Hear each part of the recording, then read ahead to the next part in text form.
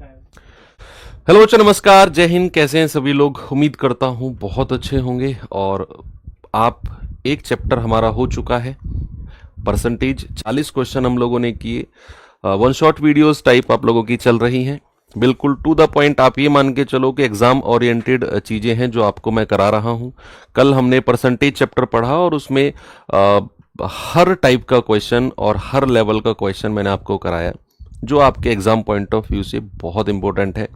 उसी चीज को आगे बढ़ाते हुए आज हम लोग जो टॉपिक कवर करने वाले हैं वो है प्रॉफिट लॉस और डिस्काउंट। अब कल मैंने बोला भी था आपको कि भाई अगले दिन जो हम क्लास किया करें उसका रिवीजन करके आना बहुत जरूरी है, क्योंकि ऐसा तो नहीं है कि आज ही आप पहली बार प्रॉफिट लॉस पढ़ रहे हो, नहीं ना। तो अगर आपने पहले ये पढ़ चुके हो आप, या आपने इसको बहुत अच्छे से क्लास में कवर किया, बस क्या है कि पढ़े हुए बहुत दिन हो गए, तो एक रिवीजन, एक कॉन्फिडेंस की जरूरत है, उसके लिए क्लास कराई जा रही है। दूसरा, आप अगर क्लास में आने से पहले 15-20 मिनट का टाइम देकर एक मोटा मोटा कॉन्सेप्ट का रिवीजन करके आओगे और फिर इन 40 क्वेश्चन के साथ मेरे साथ क्लास करेंगे, तो मैं कह रहा हूं कि बहुत ही ज्यादा आपको बेनिफिट होगा यहां पर। तो आज का टॉपिक कल के रिवीजन के लिए बोला था, सभी लोग करके आए होंगे। कल वाला टॉपिक जो हम करेंगे SICI, मैं अभी आपको बता रहा हूं, साधारण ब्याज और चक्रवृद्धि ब्याज, उसका रिवीजन करके आना, क्योंकि चक्रवृद्धि ब्याज में तो भाई बहुत सारी चीजें हैं जो रिवीजन के लिए हैं। तो नहीं करके आओगे तो फिर यहाँ ऐसे ही बैठे रहोगे, कोई क्वेश्चन आया तो कर दिया, नहीं आया तो बैठ गए चुपके, सर से देख लेंगे कैसे करेंगे सर। खुद से रिवीजन करके आओगे तो अपना एफर्ट डालोगे। और मैं कितना भी आपको ट्रिक्स बता लूं, कितना भी मैं यहाँ पर कोशिश कर लूं अच्छे से रिवीजन कराने की, समझाने की, जब तक आप अपना एफर्ट, अपना पेन उठाकर अपनी कॉपी पर नहीं लिखोगे, आप नहीं कर पाओगे सवाल को। ठीक है? कितनी शॉर्ट ट्रिक मैं आपको पढ़ा लूं।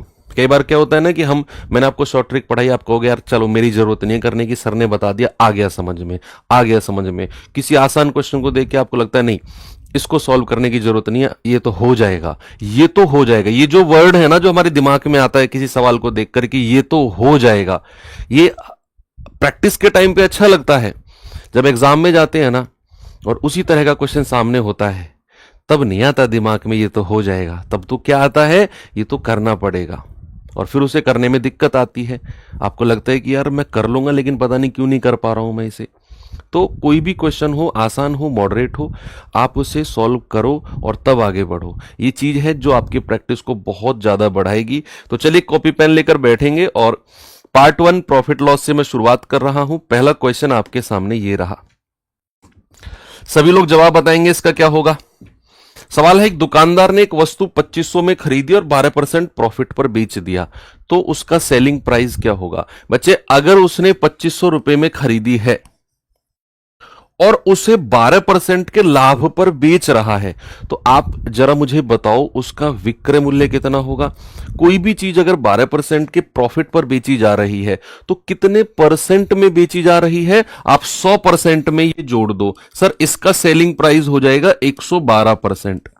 2 जीरो से 2 जीरो गया, 25 दूनी 50, 25 एकम 25 और 5 30, 25 एकम 25 और 3 28, यानी कि मैं कहूंगा कि भाई साहब उसका सेलिंग प्राइस 2800 रुपए होगा। क्या सभी ने कर लिया? आगे चले। नेक्स्ट, राम ने एक पुराना स्कूटर 45,000 में खरीदा, उसे बेचने से पहले उसकी मरम्मत पर 7500 रुपए खर्च किए और वही स्कूटर 58,000 में बेच दिया।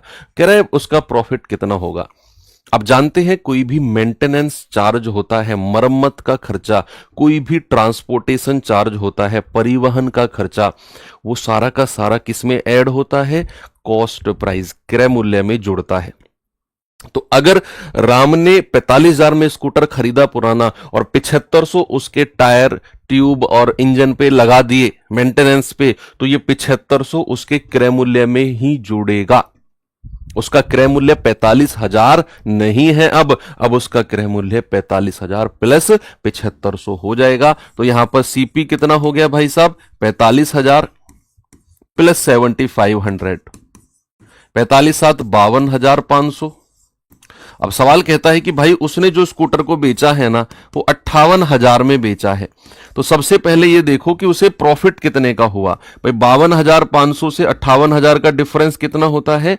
5,500, 5500 होगा ना, इसमें से ये घटाओगे तो 5500 आएगा। और अगर हमें प्रॉफिट परसेंट में चाहिए तो प्रॉफिट कितना हुआ 5500 का, डिवाइड बाई उसका कॉस्ट प्राइस 52,500 और मल्टीप्लाई बाई 100।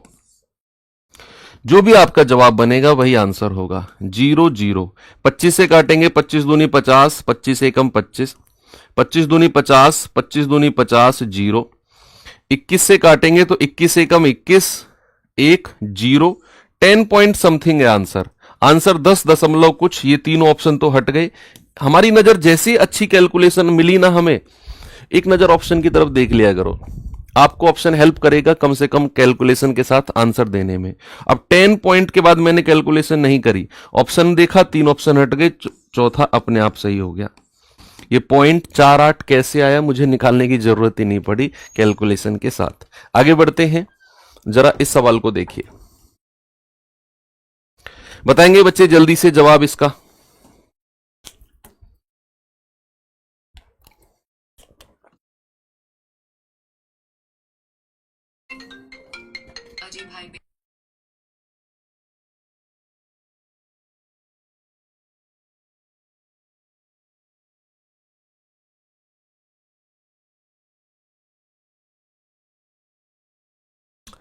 बताइए भाई। एग्जाम नजदीक। एक साइकिल 10% की हानि पर 1800 में बेची जाती है। अगर 15% का प्रॉफिट कमाना हो तो कितने में उसे बेचेंगे? बच्चे कोई भी चीज अगर मैं 10% के लॉस पर बेचता हूं, क्या आप मुझे बता सकते हो मैं उसे कितने परसेंट में बेच रहा हूं? 10% का लॉस मतलब मैं उसे 90% में बेच रहा हूं, और सवाल के अकॉर्डिंग तो मैंने 1800 में बेचा।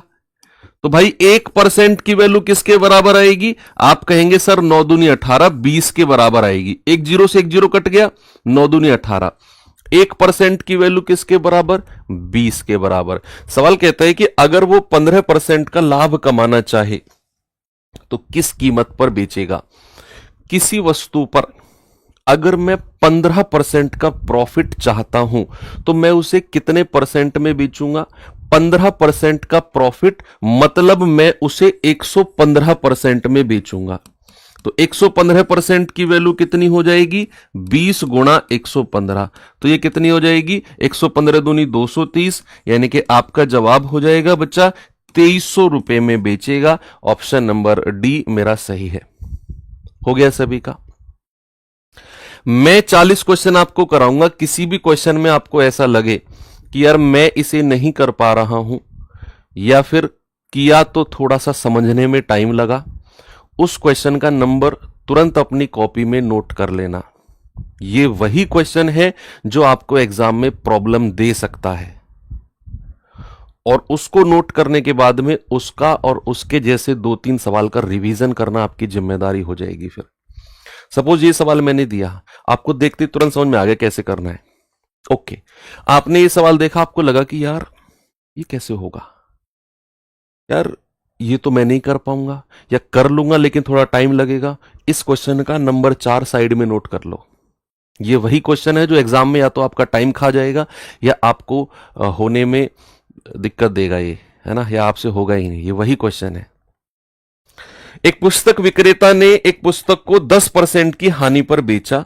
यदि वह इसे 1080 अधिक में बेचता तो उसे 10% का प्रॉफिट होता। कह रहा है बताओ उसकी कीमत कितनी होगी? What is the cost price of that book?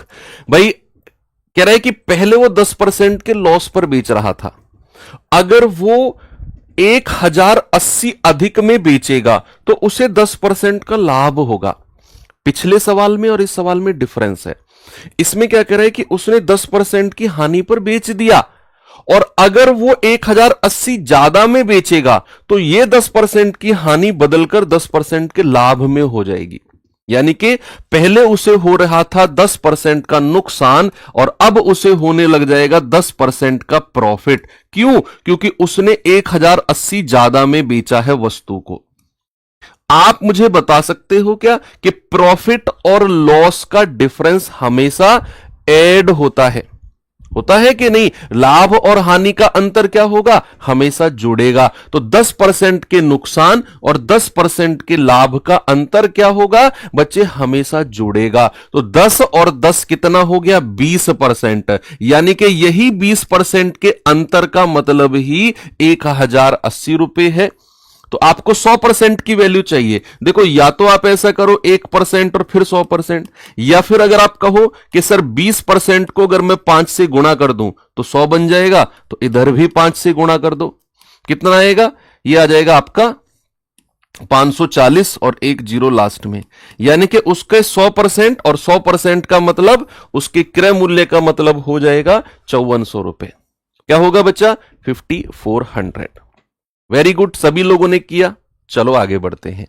यदि एक हानि विक्रय मूल्य का 1/8 है तो वास्तविक हानि परसेंट क्या होगी? बताएंगे सभी लोग।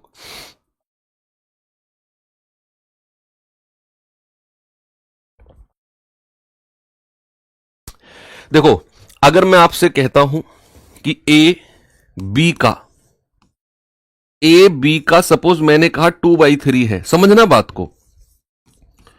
तो यहां पर जो 2/3 है ना, अगर उसने बोला है ए बी का, तो नीचे वाली वैल्यू को मानेंगे बी का 2/3 है ना, तो नीचे वाली वैल्यू को मानेंगे बी और ऊपर वाली वैल्यू को मान लो ए। ठीक है। सपोज अगर आपसे कह रहा है कि भैया एक्स वाई का 1/2 है, तो मैं क्या करूंगा? रेशियो जब भी मैं बनाऊंगा तो मैं 1/2 में दो वैल्यू मानूंगा वाई की और ऊपर वाली वैल्यू मानूंगा एक्स की। तो यहां पर सवाल कहता है कि जो हानि है ना, वो विक्रय मूल्य का 1/8 है। इसका मतलब क्या हुआ? इसका मतलब हुआ कि नीचे वाली वैल्यू अगर विक्रय मूल्य है तो ऊपर वाली वैल्यू क्या है? लॉस, यानी कि हानि। आप लोग मुझे बताओ, इस पेन को मैं 8 रुपए में बेचता हूं। भाई विक्रय मूल्य कितना है? 8 रुपया। अगर मैंने इस पेन को 8 रुपए में बेचा और मुझे 1 रुपए का नुकसान हो गया, तो मैं इसे खरीद कर कितने में लाया होऊंगा? मैंने इसे 8 रुपए में बेचा और मैं माथा पकड़ के बैठ गया या कि यार 1 रुपए का नुकसान हो गया मुझे, तो क्या मैं उसे 9 में खरीद के लाया होऊंगा? 7 में नहीं बचा। माथा पकड़ के मैं बैठा, नुकसान हुआ। इसका मतलब है जितने में मैंने बेचा ना, मैं उससे ज्यादा में खरीद के लाया होऊंगा। भाई आप कह रहे हो कि सर आपने 8 में बेचा, 1 रुपए का नुकसान, तो 7 में खरीद के लाए होगे। अब जरा इसको दोबारा सोचना कि 7 में खरीद के लाया, 8 में बेचा, तो नुकसान है, फिर फायदा है वो तो। इसका मतलब है कि अगर मैंने 8 में बेचा है और 1 रुपए का नुकसान हो गया, तो मैं इसे खरीद के लाया होऊंगा 8 + 1 9 रुपए में। और अब मुझे चाहिए वास्तविक हानि परसेंट। आप क्या दुनिया जानती है कि प्रॉफिट हो या चाहे लॉस हो, वो हमेशा किस पर निकाले जाते हैं? क्रय मूल्य पर निकाले जाते हैं। तो वास्तविक लॉस परसेंट कितना हो जाएगा बच्चा? कितना लॉस है? 1, और नीचे हमेशा क्रय मूल्य को रखना है और मल्टीप्लाई बाई 100। तो 1/9 इंटू 100 क्या होता है बच्चा? 11 सही 1/9%। बिल्कुल सही जवाब होगा ऑप्शन नंबर बी, 11 सही 1/9%। ठीक है। नेक्स्ट, एक वस्तु को 250% के लाभ पर बेचा जाता है, तो इसके क्रय मूल्य और विक्रय मूल्य का रेशियो क्या होगा? 250% प्रॉफिट। भैया आप मुझे बताओ, अगर मैं कहूं 250% का लाभ, इसका मतलब है कि अगर मैंने उसे 100 रुपए में खरीदा तो मैंने बेचा कितने में होगा? 250 में? नहीं, लाभ को हमेशा क्रय मूल्य कॉस्ट प्राइस में जोड़ेंगे, तब जाकर हमें विक्रय मूल्य यानी कि सेलिंग प्राइस मिलता है। तो अगर मैंने क्रय मूल्य को 100 माना और उसने बोला 250% का लाभ, तो बेचा कितने में होगा? 350 में। तो 5 दूनी 10, 5 सत्तू 35। तो सीपी और एसपी का रेशियो कितना हो गया? 2:7 का हो गया। ऑप्शन नंबर सी मेरा बिल्कुल करेक्ट है। 72 पुस्तक का क्रय मूल्य 60 पुस्तक के विक्रय मूल्य के बराबर है। तो बताओ लाभ परसेंट कितना होगा? 72 का क्रय मूल्य, सवाल कहता है 72 का क्रय मूल्य, तो 72 सीपी बराबर किसके है? 60 के विक्रय मूल्य के बराबर है। तो 12 पंजे 60 और 12 छिंग 72, तो यहां से सीपी और एसपी का रेशियो कितना हो जाएगा भाई? सीपी के सामने क्या है? 5 और एसपी के सामने क्या है? 6, यानी कि क्रय मूल्य और विक्रय मूल्य का रेशियो हो गया 5 और 6। क्या पूछा उसने? लाभ परसेंट पूछा।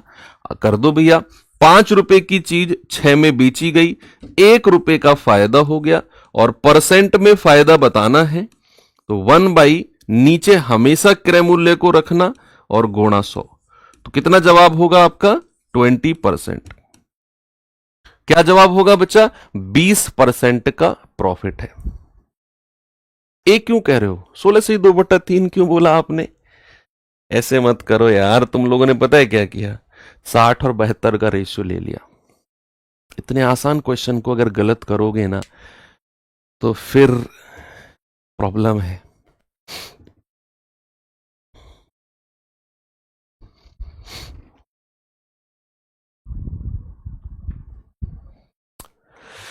सत्ताईस का क्रय मूल्य x के विक्रय मूल्य के बराबर है। यदि लाभ 35% है तो x का मान बताओ क्या होगा? 27 का क्रय मूल्य x के विक्रय मूल्य के बराबर है, तो क्या मैं यहां से कह सकता हूं कि 27 CP बराबर x SP? ऐसा ही तो कहा सवाल ने। तो बच्चे यहां से CP और SP का रेशियो कितना आ गया? CP के सामने x और SP के सामने 27। यस और नो? एक चीज उसने और बोली, उसने कहा कि भैया लाभ कितना है? लाभ है 35%। लाभ 35% है, क्या इस लाभ से मैं क्रय मूल्य और विक्रय मूल्य का रेशियो बना सकता हूं? बड़े आराम से बना सकता हूं कि अगर क्रय मूल्य 100 है तो लाभ कितना है? 35%, तो बेचा कितने में होगा? 135 में। तो इन दोनों का रेशियो इन दोनों के रेशियो के बराबर कर दो, x बटा 27 बराबर 100 बटा 135। हो गया सवाल भाई। 27 से काटेंगे, 27 पंजे 135, 5 से काटेंगे 20 बार, यानी कि आपका जवाब आ गया x की वैल्यू जो उसने पूछी थी, x बराबर आ गया 20। That is option number A मेरा सही है। ऐसा सवाल आपके एग्जाम में पूछा? हाँ, आपके एग्जाम में ही पूछा गया है। चलो, 5 कैमरे बेचने पर सचिन को 2 कैमरे के लागत मूल्य के बराबर प्रॉफिट होता है। बताइए उसका प्रॉफिट परसेंट कितना होगा? बताओ जल्दी से।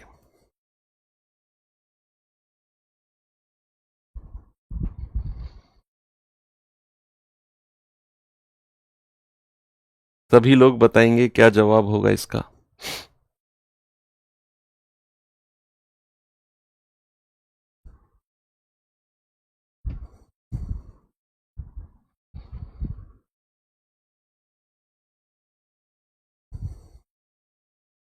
फोर्टी 5 कैमरे बेचने पर 2 कैमरे के लागत मूल्य के बराबर लाभ होता है।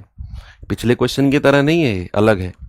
इस तरह के सवाल में आपको क्या नोटिस करना है? मैंने सिखाया है आपको कि आप ये देखो कि ओवरऑल उसे प्रॉफिट हुआ है या लॉस हुआ है। आपने देखा कि सर ओवरऑल तो उसे लाभ हुआ है, और आप जानते हैं कि लाभ बराबर क्या होता है बच्चा? बेचने वाले मूल्य में से खरीदने वाला मूल्य माइनस किया जाता है। क्योंकि लाभ कब होता है? जब बेचने वाला मूल्य ज्यादा हो और खरीदने वाला कम हो। मैं कोई चीज 100 में खरीदूं, 200 में बेच दूं, लाभ हो गया ना? तो ज्यादा में से कम को घटाया जाता है। तो लाभ बराबर एसपी माइनस सीपी, ओवरऑल उसे प्रॉफिट हुआ है। अब उसे कितना लाभ हुआ है? 2 कैमरे के लागत मूल्य के बराबर। लागत मूल्य यानी कि क्रय मूल्य के बराबर। तो प्रॉफिट के नीचे लिख दो 2 कैमरे का क्रय मूल्य 2 सीपी। अब उसने कितने कैमरे बेचे हैं? 5 कैमरे। 5 बेचे हैं ना, तो एसपी के नीचे लिख दो 5 एसपी। अब सोचो कि अगर उसने 5 कैमरे बेचे हैं तो भैया 5 कैमरे खरीद के भी तो लाया होगा कहीं से, तो सीपी के नीचे लिख दो 5 सीपी। ये बराबर करके रेशियो बना लो सीपी एसपी का, आपका रेशियो, आपका आंसर आ जाएगा। ये सीपी माइनस का इधर आकर प्लस हो जाएगा 7 सीपी, बराबर 5 एसपी। तो यहां से सीपीएसपी का रेशियो बताना जरा मुझे। सीपी के सामने 5, एसपी के सामने 7। आप देखो, कोई चीज 5 में खरीदकर 7 में बेच दी, क्या उस पर 2 रुपए का प्रॉफिट हुआ है? और परसेंट में प्रॉफिट पता करना है तो 2/5, नीचे क्रय मूल्य को ही रखना है हमेशा, मल्टीप्लाई बाई 100। 5 से जाएगा 20 बार और 20 दूनी 40%। क्या जवाब होगा आपका?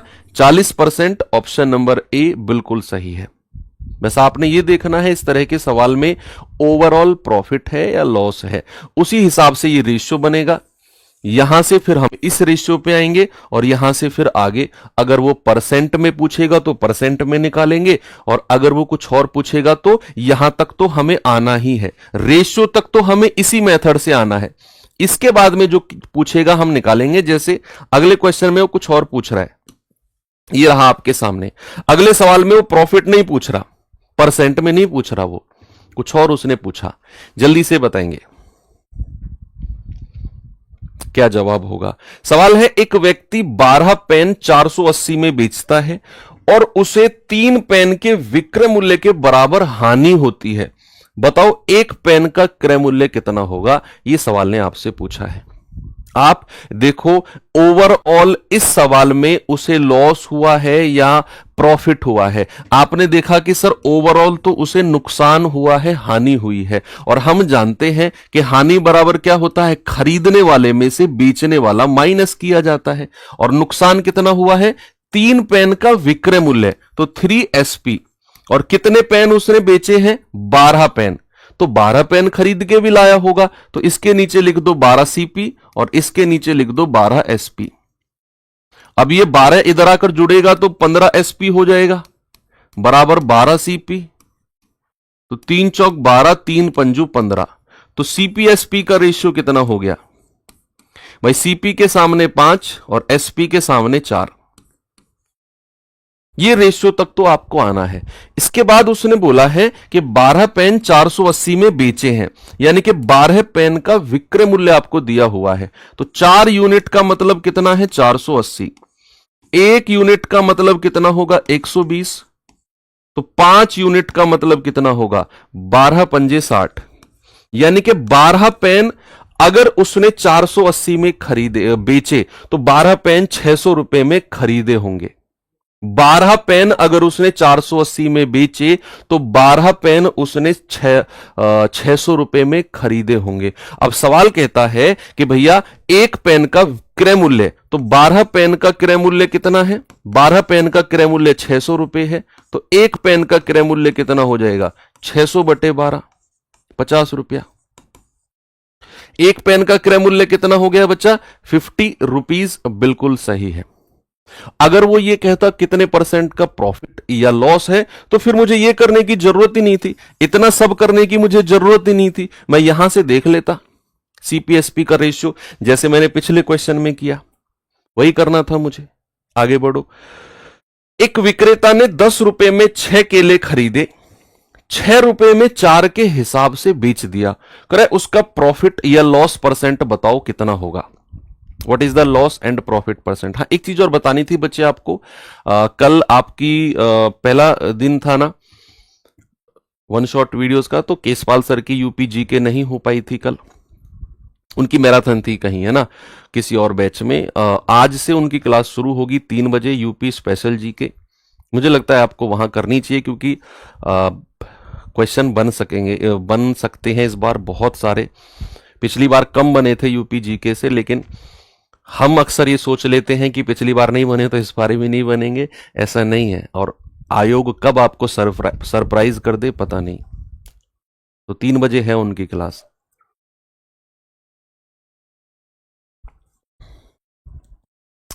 दस % का लॉस है ना। एक विक्रेता ने 10 रुपए में 6 केले खरीदे, 6 में 4 के हिसाब से बेच दिया। भाई क्या करना है? एक तरफ वस्तु लिखनी है और एक तरफ लिखना है मूल्य। खरीदते टाइम क्या हुआ? 6 रुपए में 10 रुपए में 6 केले खरीदे, वस्तु है 6, मूल्य कितना है? 10 रुपया। ये खरीदते समय है। बेचते समय क्या हुआ कि 6 रुपए में 4 के हिसाब से, यानी कि 4 वस्तु कितने में बेची? 6 रुपए में। अब क्या करना है, या तो वस्तु की संख्या बराबर कर लो या फिर क्रॉस मल्टीप्लाई कर लो। क्रॉस मल्टीप्लाई का किस तरीके से पैटर्न है वो भी आपको बड़े गौर से देखना होता है कि ये 4 की क्रॉस मल्टीप्लाई 10 में करो, 4 धाम 40 यहां लिख दो। ये 6 की क्रॉस मल्टीप्लाई 6 में करो, 6 छिंग 36 यहां लिख दो। आप देखो कि 40 रुपए अगर क्रय मूल्य है तो विक्रय मूल्य कितना हो गया, 36 रुपए। क्या प्रॉफिट हुआ, क्या लाभ हुआ? नहीं सर, नुकसान हो गया 4 रुपए का। भाई 40 रुपए की चीज 36 में बेची है तो नुकसान हो गया 4 रुपए का, और परसेंट में निकालना है तो 4 बटे नीचे हमेशा क्रय मूल्य को रखना है और मल्टीप्लाई बाई 100। 0 से 0 गया, 4 से 4 गया, सर 10% का नुकसान है, लाभ नहीं 10% का नुकसान। That is option number B. कुछ लोग जल्दबाजी में ए लगा गए होंगे, वो थोड़ा संभलना।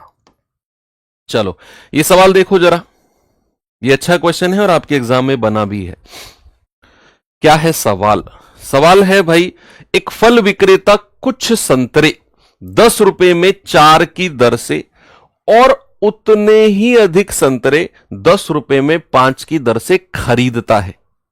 यहां विक्रेता दिमाग का तेज है, एक दुकान से सारा सामान नहीं खरीद रहा। वो आपकी तरह नहीं है कि मम्मी ने लिस्ट बना के दे दी कि भैया इस ये सब्जी ले आना, और लग रहे हो फोन में, पकड़ा दिया उसको। आप देखोगे मार्केट में यार सारी सब्जी किसके पास रखी हुई है, वो पर्ची पकड़ा दी उसको, अपने फोन में लग रहे हो कि भैया ये पैक कर दो। उसने उल्टी सीधी कच्ची पक्की सड़ी गली जैसी पैक करनी है, पैक करके तुम्हें दे दिया और आ गए तुम। यहां विक्रेता तेज है, वो जाएगा, वो भाव पूछेगा कि भैया बताओ संतरे का भाव कितना है। वहां मान लो उसे 10 किलो संतरे खरीदने हैं तो 5 किलो खरीदेगा, वहां से आगे जाएगा, दूसरी दुकान पे भाव पूछेगा, सस्ते मिले 5 किलो वहां से खरीद लेगा। जितने वहां से खरीदे उतने ही, संख्या सेम रखी है सवाल ने। करेक्ट, कुछ संतरे 10 रुपए में 4 की दर से खरीदे और उतने ही संतरे 10 रुपए में 5 की दर से खरीदे। संख्या बराबर है संतरे की दोनों दुकान से, लेकिन उसने खरीदी 2 जगह से है, फिर उनको मिक्स करके बेच दिया। कह रहे बेचते समय पूरे लॉट को 20 रुपए में 9 की दर से बेच दिया। तो यहां पर 2 अलग अलग दुकान से वस्तु खरीदी जा रही है। मजे की बात यह है कि दोनों दुकान से उसने बराबर संतरे खरीदे हैं। तो अब क्या करेंगे, इसमें वही काम करेंगे, एक तरफ वस्तु लिखेंगे, एक तरफ लिखेंगे मूल्य। भाई वस्तु क्रय मूल्य, खरीदते समय कितनी वस्तु, पहली दुकान से 4 संतरे 10 रुपए के हिसाब से, दूसरी दुकान से 5 संतरे 10 रुपए के हिसाब से। अब यहीं पे क्रॉस मल्टीप्लाई मत करने लग जाना, सर आपने कहा क्रॉस मल्टीप्लाई। क्रॉस मल्टीप्लाई हम सीपी और एसपी के अनुपात में करते हैं। ये सीपी था 6-10, ये एसपी था, यहां मल्टीप्लाई किया, लेकिन यहां दोनों दुकान से उसने खरीदा है। पहले इसको थोड़ा देखेंगे। उसने कहा कि भैया उतने ही संतरे, यानी कि बच्चा संख्या बराबर है, तो पहले मैं वस्तु की संख्या बराबर करूंगा। तो इस 5 की गुणा ऊपर कर दो, इस 4 की गुणा नीचे कर दो। यह संख्या बराबर करनी जरूरी है। तो 5 की गुणा यहां करी है तो यहां भी करनी पड़ेगी, 4 की गुणा यहां करी है तो यहां भी करनी पड़ेगी। ये हो गया 40, ये हो गया 50, ये हो गया 20, ये हो गया 20। क्या संतरे की संख्या बराबर हो गई? उसने बोला संख्या तो बराबर रखनी है। तो अब ओवरऑल क्रय मूल्य कितना हो गया, 20 और 20 40 संतरों का, 50 और 40 90 रुपए। यह सबसे पहले करना है आपको। फिर एसपी के बारे में लिखना है, विक्रय मूल्य के बारे में, कि पूरे लॉट को 20 रुपए में 9 की दर से बेचा, यानी कि 9 संतरे बेचे हैं 20 रुपए में। भाई वस्तु इधर लिख रहे हैं ना, मूल्य इधर। अब आप क्रॉस मल्टीप्लाई लगा सकते हैं।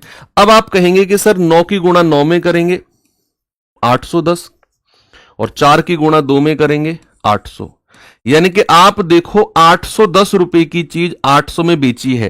क्या नुकसान है? हां नुकसान है भाई, साफ दिख रहा है। 810 रुपए की चीज 800 में बेची है तो नुकसान है 10 रुपए का। तो पहला ऑप्शन है ना लाभ ना हानि, हटाओ। कह रहे हानि है 12% की, हानि है इतने परसेंट की, लाभ है इतने का, लाभ को भी हटाओ। इन दोनों ऑप्शन में से कुछ होगा। क्या होगा? 10 बटे 810 गुणा 100। तो आप कहेंगे 0 से 0 गया, 100 बटा 81 आ गया सर परसेंट में। तो 81 एकम 81, 19/81 इतने परसेंट का नुकसान है। ऑप्शन नंबर सी मेरा बिल्कुल सही है। ओके, ये बहुत अच्छा सवाल है, आप इसका नंबर नोट कर सकते हैं, स्क्रीनशॉट ले सकते हैं।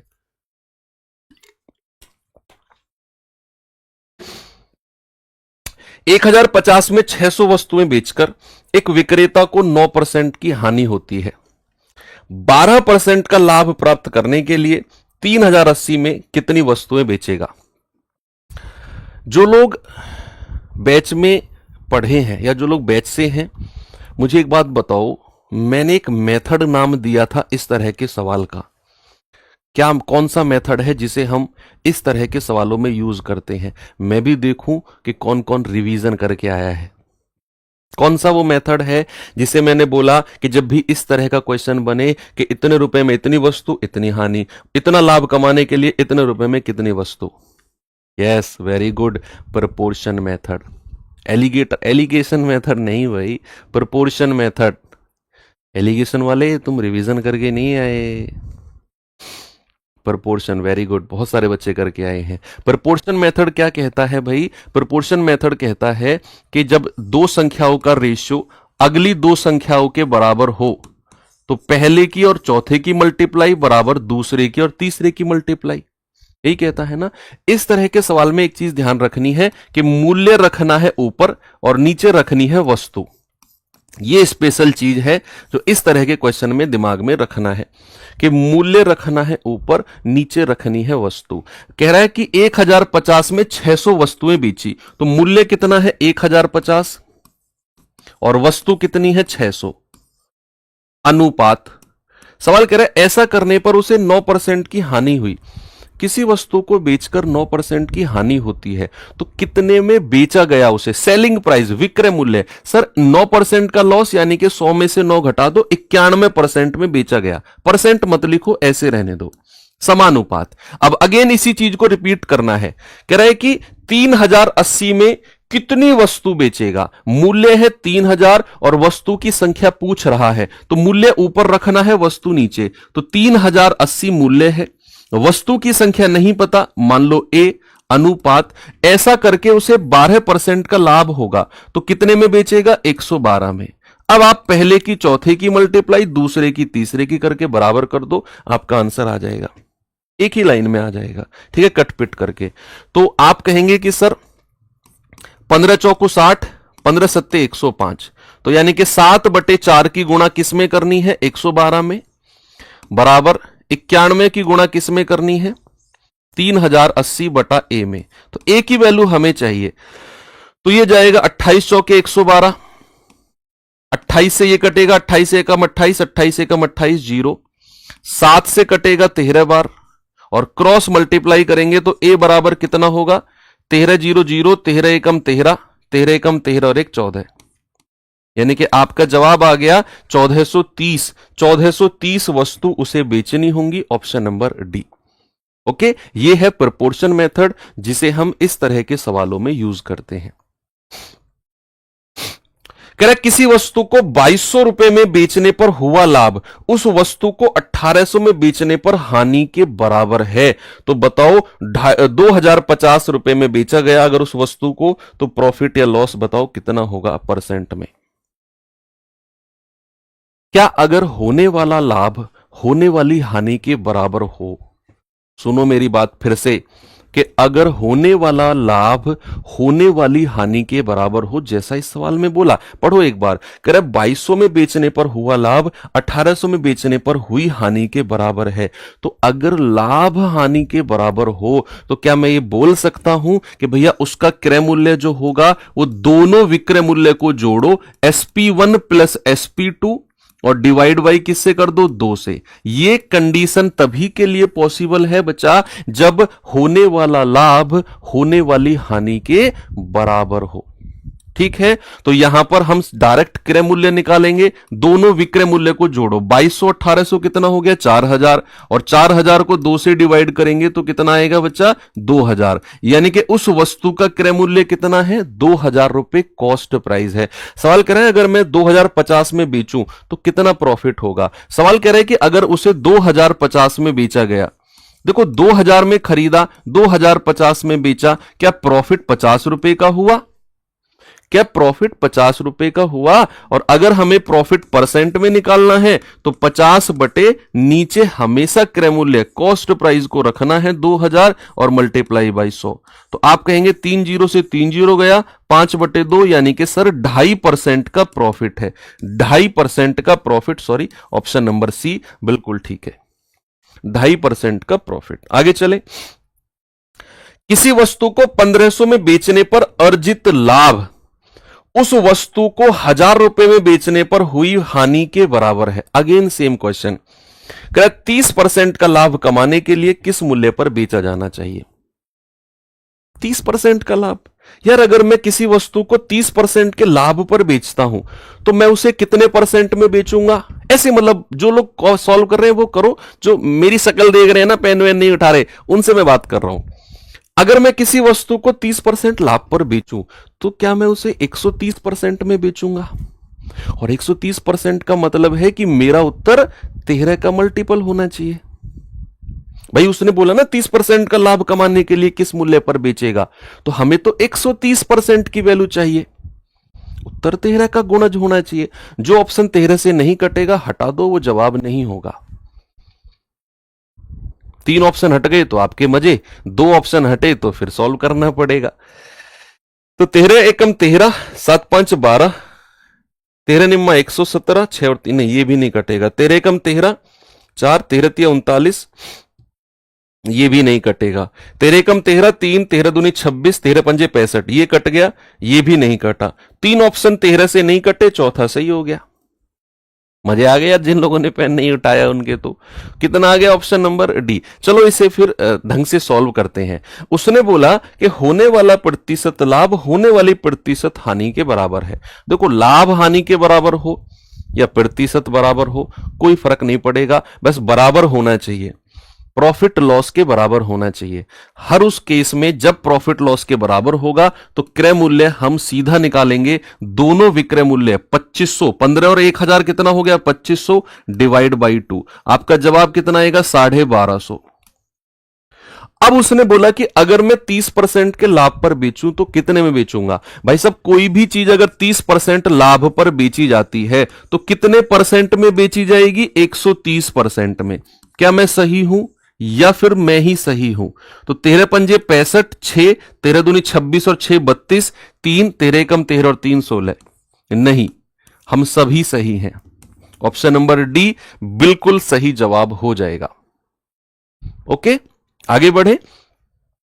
आपके दिमाग में आएगा कि सर अभी तक 2 सवाल किए, हर दोनों सवाल में प्रॉफिट लॉस के बराबर था। एक सवाल ऐसा भी करा दो जिसमें प्रॉफिट लॉस के बराबर अगर ना हुआ तो उसमें क्या करेंगे? जैसे ये रहा आपके सामने, सवाल को पढ़िए। भाई जरूरी थोड़ी है हर बार प्रॉफिट लॉस के बराबर हो। हर बार जरूरी थोड़ी है कि क्रय मूल्य हम दोनों विक्रय मूल्य को जोड़कर 2 से डिवाइड करेंगे। नहीं, वो तो कंडीशन है कि अगर लाभ हानि के बराबर हुआ तभी क्रय मूल्य उस तरीके से निकलेगा। लेकिन अगर लाभ हानि के बराबर नहीं हुआ तो फिर क्या करेंगे? तो ये सवाल है। सवाल है कि एक पुराना 2 व्हीलर डीलर एक स्कूटर को 460 में बेचता है और उसे कुछ नुकसान होता है, हानि होती है। यदि वह इसे 580 में बेचेगा तो उसे प्रॉफिट होगा। भाई अगर 460 में बेचेगा तो नुकसान होगा, 580 में बेचेगा तो प्रॉफिट होगा। कह रहे उसका जो लाभ है ना वो हानि का दुगुना है। ये लाइन 2 बार मेरे कहने से पढ़ो, मेरे कहने से 2 बार सेम इसी लाइन को आराम आराम से पढ़ो। कह रहे जो उसका लाभ हो रहा है ना वो हानि का दोगुना है, लाभ जो हो रहा है वो हानि का डबल है। तो लाभ हानि के बराबर नहीं है। तो स्कूटर का क्रय मूल्य क्या होगा? क्या करना है ऐसे सवालों में? आपको प्रॉफिट और लॉस का अनुपात बनाना है, रेशियो बनाना है। किसका बच्चा? प्रॉफिट और लॉस का। उसने क्या बोला कि लाभ जो है ना वो हानि का डबल, यानी कि हानि को अगर मैं 1 यूनिट मानता हूं तो प्रॉफिट कितना है? 2। इतना काम आपने किया। मैं ट्रिक बता रहा हूं डायरेक्ट इस तरह के क्वेश्चन की कैसे करते हैं। सबसे पहले आपने प्रॉफिट लॉस का रेशियो लिया। अब क्या करना है, दोनों विक्रय मूल्य का अंतर, दोनों सेलिंग प्राइस का डिफरेंस। तो 580 580 माइनस 460, 580 माइनस 460 कितना हो गया बच्चा, ये हो गया 120। 120 आ गया, और 120 जो डिफरेंस आया इसे आप प्रॉफिट और लॉस में बांट दो। जो रेशियो आपके लाभ हानि का बना है ना, विक्रय मूल्य के अंतर को उसी रेशियो में बांट दो। तो मैं कहूंगा 2 और 1 3 यूनिट का मतलब 120, 1 यूनिट का मतलब कितना आएगा 40। तो आप कहोगे 2 यूनिट का मतलब 40 दूनी 80। आपको लॉस निकालने की जरूरत नहीं है, हमें क्रय मूल्य चाहिए ना, वो किधर से भी आ जाएगा। यानी कि उस वस्तु को जब मैंने 580 में बेचा तो भैया मुझे 80 रुपए का लाभ हुआ। आप इधर से भी निकाल सकते हो, 1 यूनिट 40 तो 1 यूनिट 40। मैं कह सकता हूं कि जब उसने 460 में बेचा तो मुझे 40 रुपए की हानि हुई। किधर से भी क्रय मूल्य आ जाएगा। तो अगर मुझे क्रय मूल्य निकालना है, फिर से सुनो मेरी बात, कि उसने जब 580 में बेचा तो 80 रुपए का लाभ हुआ, तो खरीद के कितने में लाया होगा, 580 में से 80 माइनस कर दो, यानी कि सर वो 500 रुपए में खरीद के लाया होगा, उसने 580 में बेचा तो 80 रुपए का लाभ हो गया। आपका जवाब कितना हो गया, 500 रुपए। That is option number D, बिल्कुल सही है। अगर प्रॉफिट लॉस के बराबर ना हो तो इस तरीके से सवाल को करेंगे। चलो आगे बढ़ते हैं, इस सवाल पे आएंगे, जरा बताइए जवाब।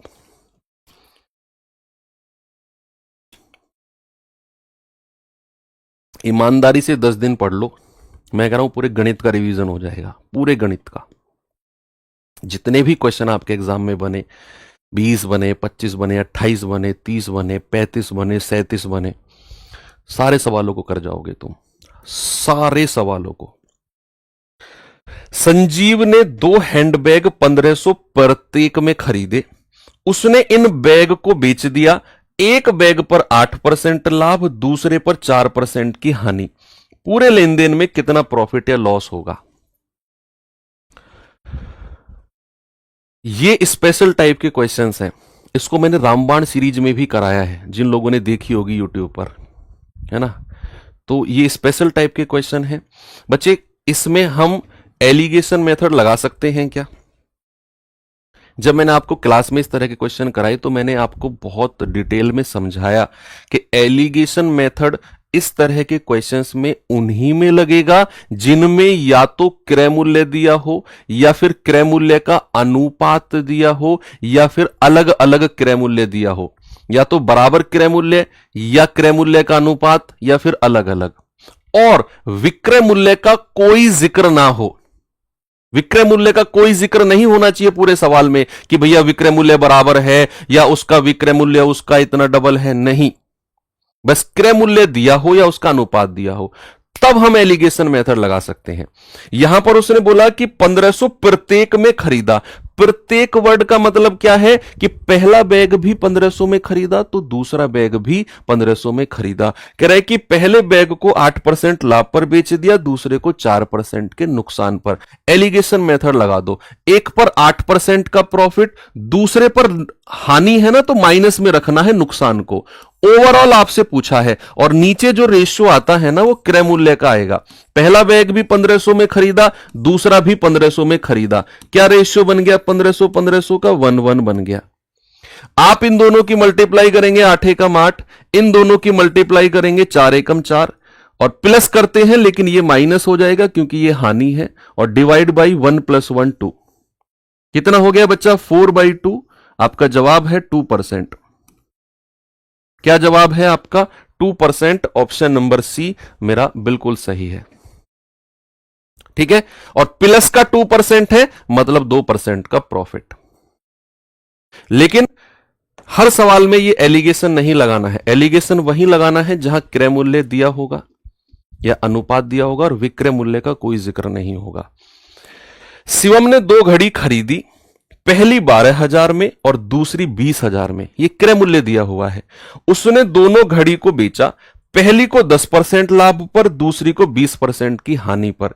कुल लाभ या हानि कितना होगा, रुपए में पूछ लिया। कोई बात नहीं, आप ओवरऑल प्रॉफिट और लॉस ना परसेंट में निकाल दो, चलेगा। ओवरऑल प्रॉफिट या लॉस परसेंट में निकाल दो, चलेगा। रुपए में तो आ जाएगा फिर, या जरूरत भी नहीं है, एलिगेशन से जरूरत नहीं है यार, इसमें तो बहुत सिंपल हो गया भाई। पहली घड़ी उसने 12,000 में खरीदी है और उसे 10% लाभ पर बेचा, तो इसका लाभ निकाल दो 10% कितना होगा भाई, इसका लाभ आ जाएगा 1200 रुपए। यानी कि पहली घड़ी पर तो उसने 1200 रुपए कमाए और दूसरी घड़ी पर उसे नुकसान हो गया। जो घड़ी उसने 20,000 में खरीदी थी ना भाई साहब, वो घड़ी उसने 20% की हानि पर बेच दी, तो इसका 20% निकालना जरा कितना होगा, इसका 20% हो जाएगा सर 4,000 रुपया। यानी कि एक घड़ी पर 1200 कमाए और दूसरी पर 4,000 नुकसान हो गया। यार ये तो बड़ी भारी मिस्टेक हो गई कि पहली घड़ी पर वो 1200 कमाता है, दूसरी पर 4,000 नुकसान हो गया, तो ओवरऑल उसे नुकसान हुआ कि नहीं, 1200 माइनस 4,000। आप कहेंगे सर माइनस का 2800, और माइनस का 2800 का मतलब है, माइनस का मतलब है कि भाई उसे नुकसान हुआ है, उसे लॉस हुआ है, और कितने रुपए का, 2800 का नुकसान है। That is option number B. चलो आगे। एक दुकानदार 2 बैग प्रत्येक 5500 के बेचता है। यस एवरीबॉडी, यहां पर एलिगेशन मत लगा देना, क्योंकि यहां पर प्रत्येक बैग का उसने विक्रय मूल्य दिया हुआ है। यही तो बात मैं आपको बार बार समझाना चाह रहा हूं कि सवाल में अगर वो क्रय मूल्य या उसका अनुपात देता है तभी एलिगेशन लगाना है, नहीं तो टाइम वेस्ट हो जाएगा, खामखा कुछ रिजल्ट नहीं आएगा। कह रहे प्रत्येक को 5500 में बेचा, बेचा मतलब विक्रय मूल्य, और पहली ही लाइन पढ़ के समझ जाओ, यहां एलिगेशन नहीं लगेगा। एक पर 27% का लाभ, दूसरे पर 27% की हानि, पूरे लेन देन में कितना प्रॉफिट या लॉस होगा परसेंट में। बच्चे आपने एक स्पेशल रूल पढ़ा होगा, एक स्पेशल रूल मैं आपको रिवाइज करा देता हूं। क्या होता है कि किसी भी क्वेश्चन में अगर आपका सेलिंग प्राइस बराबर है, अगर आपका विक्रय मूल्य क्या है, बराबर है, सवाल की पहली लाइन पढ़ो, क्या विक्रय मूल्य बराबर है, कि उसने बोला प्रत्येक को 5500 में बेचा, हां पहली 5500 में, दूसरी 5500 में, सर सेलिंग प्राइस तो बराबर है। और अगला रूल है कि एक वस्तु को A% प्रॉफिट पर बेचता है और दूसरी वस्तु को उतने ही परसेंट लॉस यानी कि नुकसान पर बेचेगा, तो ऐसे केस में उसे ओवरऑल हमेशा उसे लॉस यानी कि हानि होगी, और वो भी कितनी होगी, A² बटे 100। और ये कंडीशन अगर फॉलो होती है, ये 3 रूल फॉलो होने चाहिए, 3 कंडीशन सॉरी, कि सेलिंग प्राइस बराबर होना चाहिए, एक वस्तु को A% प्रॉफिट, दूसरे को उतना ही नुकसान, परसेंट वाला बराबर होना चाहिए, ओवरऑल क्या होगा, हमेशा लॉस होगा, और कितना, A²बटे 100। पढ़ा है ना ये रूल, तो यहां पर तीनों कंडीशन फॉलो हो रही हैं, एक को 27% प्रॉफिट, दूसरे को 27% नुकसान, क्या होगा, हमेशा नुकसान होगा। लाभ वाले ऑप्शन को तो हटा दो, और कितना नुकसान होगा, 27 का स्क्वायर बटे 100% का। बच्चा 27 का स्क्वायर कितना होता है, 729/100, तो ये कितना हो गया, 7.29%। 7.29%, that is option number B मेरा सही है। ठीक है, आगे बढ़ू। नेक्स्ट, एक व्यक्ति ने 2 घड़ी खरीदी जिनमें से एक का क्रय मूल्य 25% अधिक था, महंगे वाले को 10% लाभ पर और दूसरे को 7.5% लाभ पर बेचा। उसे प्राप्त कुल राशि 980 है। कुल राशि यानी कि उसका प्रॉफिट, प्राप्त राशि भाई, एक को बेचा दूसरे को बेचा, उसके पास जो राशि आई वो 980 रुपए की है। कह रहे सस्ते वाले का क्रय मूल्य कितना होगा, अमाउंट है क्या ये, अच्छा रिसीव्ड है, जो टोटल सेलिंग प्राइस दिया हुआ है क्या, जो उसके पास पैसा आया वो है क्या, ये 980, वही होगा, प्रॉफिट नहीं है ये, टोटल अमाउंट ही रिसीव्ड, दोनों को बेचकर 980 है। कोई नहीं, देखते हैं क्या होगा, कैसे होगा।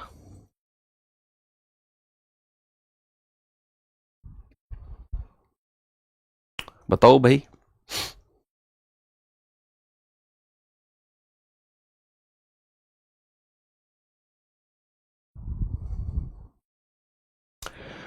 भाई उसने बोला कि 2 घड़ी खरीदी, एक का क्रय मूल्य 25% अधिक है दूसरे से, तो मैं दोनों घड़ी के क्रय मूल्य को ए और बी मान लेता हूं।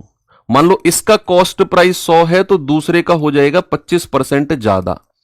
ये क्रय मूल्य की बात हो रही है, तो इसको रेशियो मत लो, 100 और 125 ही रहने दो, है नहीं, इसको रेशियो बनाकर दो दो जीरो लगा देंगे, क्योंकि हमें आगे इनका परसेंट भी निकालना है, आगे क्या करना है, इनका प्रतिशत भी निकालना है हमें।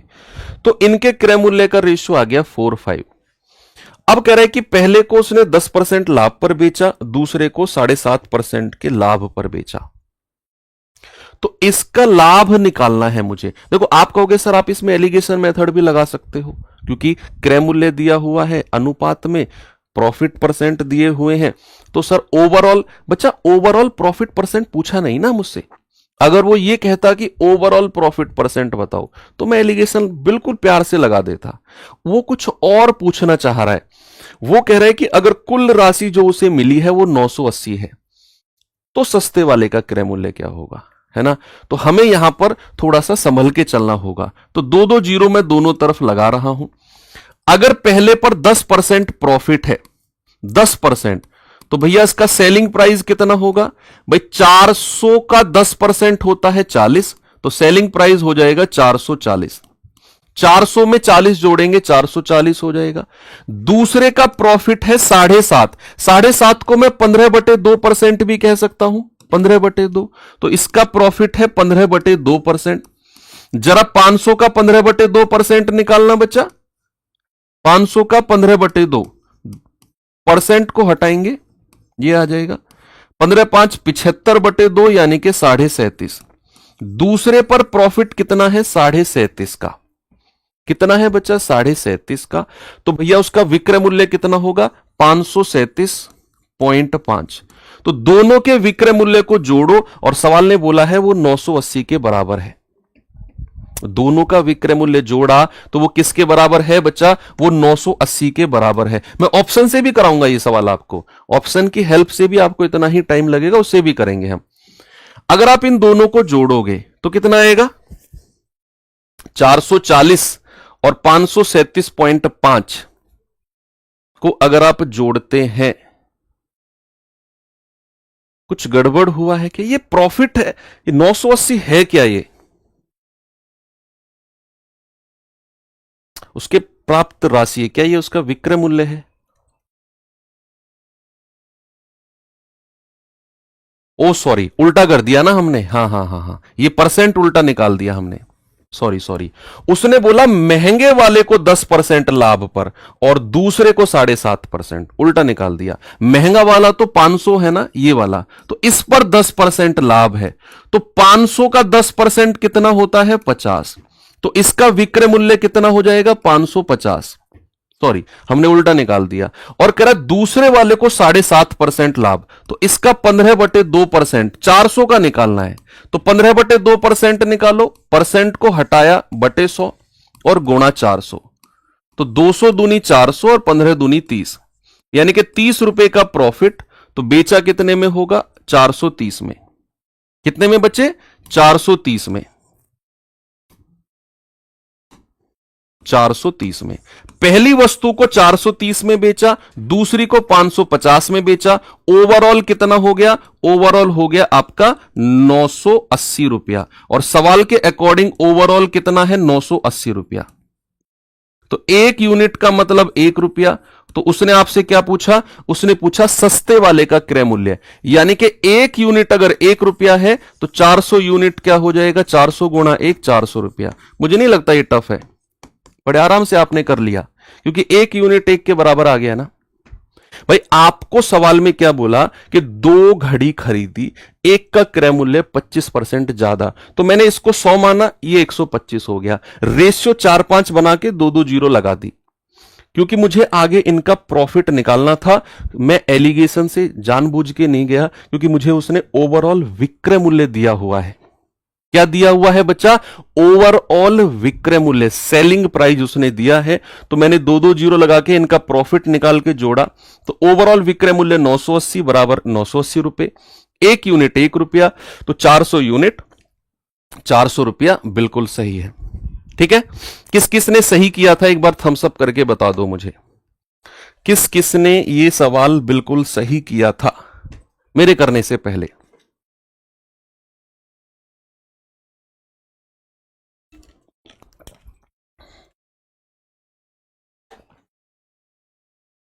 धुरंधर हो रहे हो तुम तो सारे के सारे।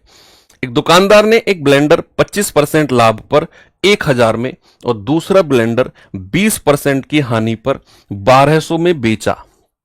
1200 में बेचा यानी कि 1000 रुपए में बेचा, 25% लाभ हुआ। 1200 में बेचा, 20% की हानि हुई। करेक्ट, कुल लाभ या हानि बता दो, प्रतिशत में क्या होगा। अगर हमें कुल लाभ या हानि बतानी है, एलिगेशन नहीं जा सकते, क्योंकि ये 1000 और 1200 क्या है, ये उसके विक्रय मूल्य, सेलिंग प्राइस है। एलिगेशन से तो जा ही नहीं सकते हम जाएंगे फिर भैया दूसरे मेथड से। मैं आपको बचा रहा हूं सवाल को बार बार पढ़ के, आपको समझा के कि किस क्वेश्चन में एलिगेशन से जाना है और किस में नहीं जाना। एग्जाम में फंस गए ना अगर गलत क्वेश्चन को गलत तरीके से, तो टाइम गया आपका। उसने विक्रय मूल्य दिया है तो इसमें हम एलिगेशन नहीं लगाएंगे, हमें इसके क्रय मूल्य निकालने पड़ेंगे। भाई 25% का फ्रैक्शन कितना होता है, 1/4, यानी कि 4 में खरीदा और 5 में बेच दिया, है ना, प्रॉफिट है ना। तो बेचा कितने में है उसने, सवाल कहता है 1000 में, तो एक यूनिट आ जाएगी 200, तो 4 यूनिट की वैल्यू 800, यानी कि पहले वाले का क्रय मूल्य 800 रुपए है। दूसरा 20% का नुकसान है, नुकसान यानी कि 1/5, और 1/5 का मतलब है 5 में 1 घटा दो 4। 5 में खरीदा, 4 में बेचा, और सवाल के अकॉर्डिंग तो 1200 में बेचा है, तो एक यूनिट की वैल्यू कितनी आएगी, 4 तिया 1200, और भैया 5 यूनिट की वैल्यू आ जाएगी 1500।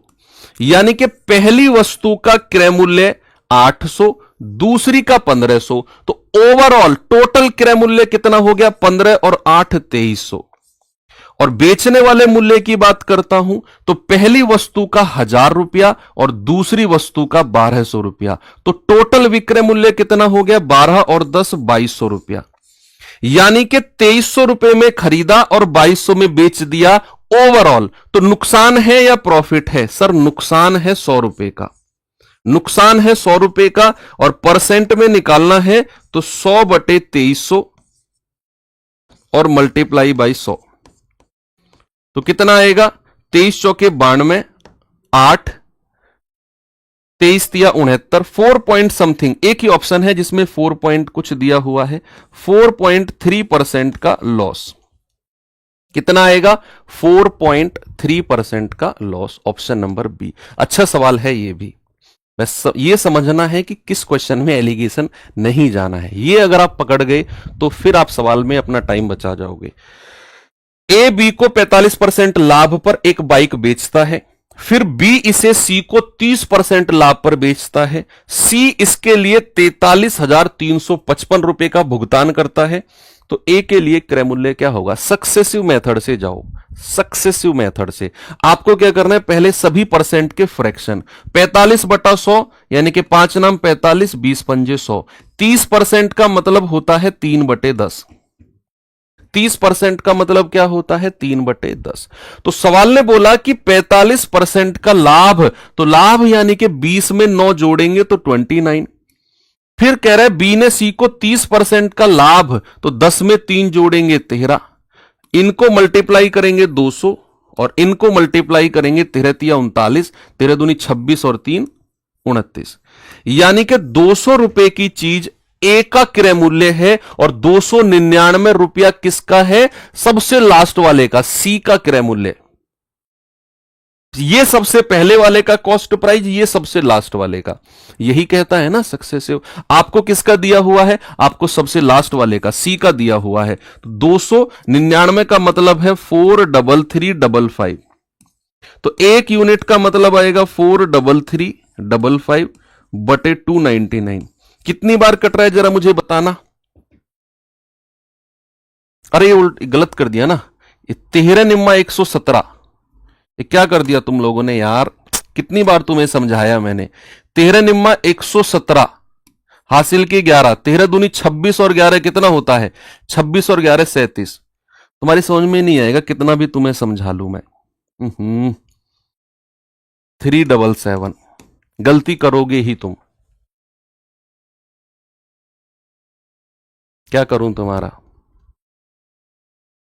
चलो कोई बात नहीं, जरा इसे काट के बताना कितनी बार जाएगा। यार इसे आप अपने कॉमन सेंस से काट सकते हो। कॉमन सेंस से काट सकते हो क्या कि 377, ये 433 है, तो 377 एकम 377 एक बार जाएगा, और ये 7 है और ये 5 है।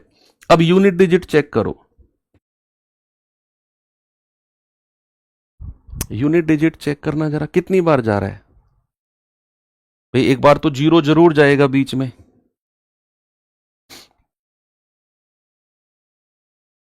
एक बार तो जीरो जरूर जाएगा ना, क्योंकि ये 377 एकम 377 जीरो, मुझे लग रहा है 105 बार जाएगा, 105 बार। क्योंकि अगर आप कहोगे कि सर 7 पंजे 35, 15 बार जाएगा, तो भैया 370 को 15 में गुणा करोगे तो 43,000 के आसपास थोड़ी चला जाएगा। अब या तो 105 बार जाएगा या 115 बार, ये मुझे कंफर्म नहीं है, वो थोड़ा करना पड़ेगा। तो 377 एकम 377, कितना बचा? 13 में से 7 गया 6, 12 में से 7 गया 5, और फिर 5 और 5। हाँ, फिर एक बार और जाएगा, 377 एकम 377। अब आप कह सकते हो 115 बार जाएगा। सर कितनी बार जाएगा? 115 बार, 115 टाइम्स। एक यूनिट 115। आपसे कह रहा है ए के लिए क्या किराया मूल्य है, सबसे पहले वाले के लिए, तो 200 गुणा 115, तो 115 दूनी 230 और लास्ट में 2 जीरो, तो 23,000 रुपया ए का क्रय मूल्य है। ऑप्शन नंबर बी बिल्कुल सही है। ओके। एक वस्तु 15% लाभ पर बेची जाती है, यदि वस्तु का विक्रय मूल्य दोगुना कर दे तो बताओ लाभ परसेंट कितना होगा? So simple, everybody can do this. 15% लाभ का मतलब है कि 100 में खरीदा और बेचा कितने में? बेचा है 15% लाभ, यानी कि 115 में। सवाल ने बोला कि भैया अगर मैं उसका विक्रय मूल्य डबल कर दूं, विक्रय मूल्य डबल का मतलब है नया विक्रय मूल्य कितना हो जाएगा? नया सेलिंग प्राइस हो जाएगा डबल, यानी कि 230। ऐसा सवाल ने बोला है। तो कह रहा है अब बताओ लाभ परसेंट कितना है। भाई 100 रुपए की चीज 230 में बेची जा रही है।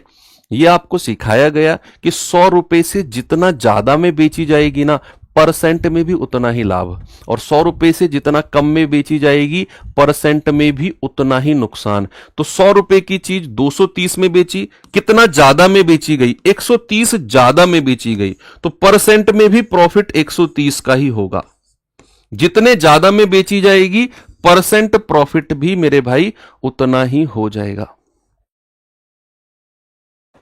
नेक्स्ट, मेरे बारे में गलत वर्ड कौन यूज कर रहा है यार? इतना बुरा तो नहीं हूं मैं कि मेरे बारे में कोई गलत वर्ड यूज करे है। अब कोई बाहर का ही आउटसाइडर आके बोल दे तो कह नहीं सकता। पढ़ने वाला बच्चा तो शायद कोई गलत वर्ड यूज नहीं करेगा।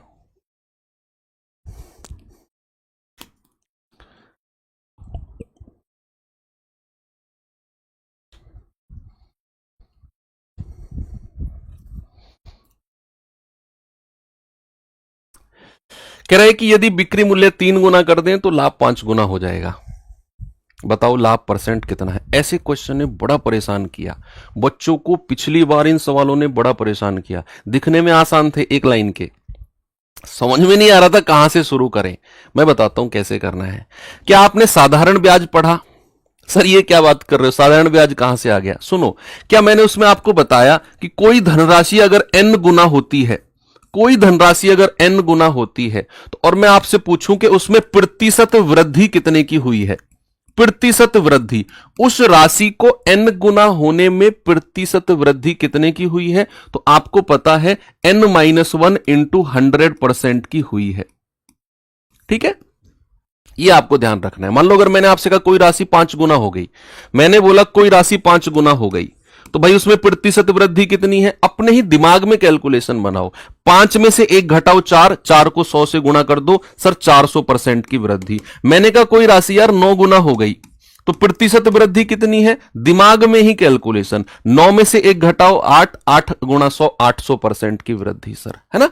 तो अगर किसी राशि में कोई राशि n गुना होती है तो भाई साहब उसमें प्रतिशत वृद्धि n-1 इंटू 100%। अब सवाल कहता है कि भैया उसका बिक्री मूल्य 3 गुना हुआ, तो बिक्री मूल्य में प्रतिशत वृद्धि कितनी है, सेलिंग प्राइस में प्रतिशत वृद्धि, सेलिंग प्राइस की प्रतिशत वृद्धि कितनी है, 3 गुने का मतलब है 3 यहां पे रखो, 3 रखो यहां पे, तो अगर आप 3 यहां पे रखोगे तो 3 में से 1 गया 2, 2 को 100 से गुणा करेंगे 200%, यानी कि सेलिंग प्राइस की 200% की वृद्धि।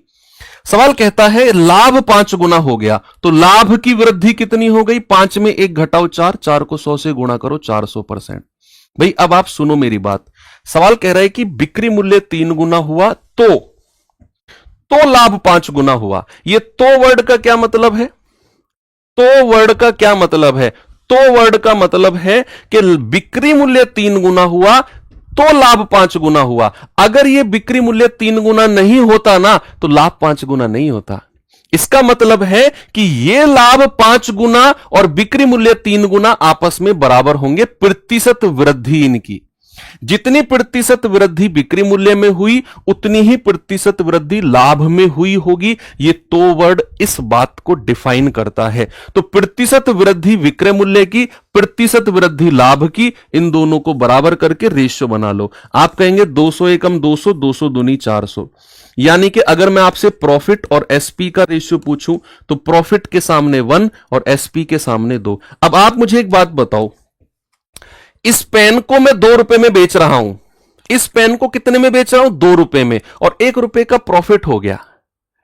2 रुपए में बेचा, 1 रुपए का लाभ कमा लिया, तो मैं इसे खरीद के कितने में लाया होऊंगा, सर 2 में से 1 घटा दो, 1 में खरीद के लाया होऊंगा। जो लोग 3 बोलेंगे ना वो सोचकर बोलना, आप कहना चाह रहे हो 2 में बेचा 1 का लाभ तो मैं 3 में खरीद के लाया होऊंगा, 3 में खरीद के लाया, 2 में बेचा, तो लाभ कहां से हुआ, फिर प्रॉफिट कहां से हुआ। यही तो है चीजें। अब उसने प्रॉफिट परसेंट पूछा है, तो कितने का प्रॉफिट है 1, नीचे हमेशा क्रय मूल्य रखना होता है गुणा 100, तो आपका ओवरऑल प्रॉफिट परसेंट कितना हुआ 100% का। ऑप्शन नंबर बी बिल्कुल सही है। आपको बस प्रतिशत वृद्धि को बराबर करना है। कुछ लोगों ने या कुछ बुक्स ने क्या किया, इसी को फॉर्मूले के रूप में बना दिया, इसी को फॉर्मूले के रूप में बना दिया। इसी यही बेसिक कॉन्सेप्ट से वो फॉर्मूले जो उन्होंने बनाए हैं देख लेना, यहीं से बने हैं वो। चलो, प्रॉफिट लॉस होता है खत्म। अब हम आते हैं डिस्काउंट के पास। छोटा सा टॉपिक है डिस्काउंट, तो डिस्काउंट के क्वेश्चन करते हैं भाई जरा। 10 एक क्वेश्चन है डिस्काउंट के, ज्यादा नहीं है। एक पुराने फूलदान का विक्रय मूल्य 1800 है, उस पर 4% का डिस्काउंट दिया गया, तो उसका अंकित मूल्य क्या रहा होगा। 4% के डिस्काउंट पर अगर कोई चीज बेची जाती है तो क्या वो वस्तु 96% में बेची जाती है, और सवाल के अकॉर्डिंग तो 1800 है, तो एक यूनिट का 1% का मतलब है 1800 बटे 96, और 100% का मतलब कितना हो जाएगा। जब भी मैं बात डिस्काउंट की करूंगा ना तो वहां पर 100% का मतलब अंकित मूल्य होता है डिस्काउंट के केस में, और प्रॉफिट और लॉस के केस में जब 100% निकालते हैं तो क्रय मूल्य। यहां बात डिस्काउंट की हो रही है तो यहां पर 100% का मतलब क्या होगा, अंकित मूल्य। 12 अट्ठे 96, 12 एकम 12, 12 पंजे 60, 0, 2 से जाएगा 4 बार और 2 से जाएगा 75 बार, तो भैया ये आएगा 75 बटे 4 गुणा 100, तो 4 से कटेगा 25 बार, 25 पंजे 125, 25 सत्ते 175 और 12 187, तो 1875 रुपए उसका क्या हो गया, उसका अंकित मूल्य यानी कि मार्क प्राइस हो गया। क्या मैं सही हूं या सिर्फ मैं ही सही हूं।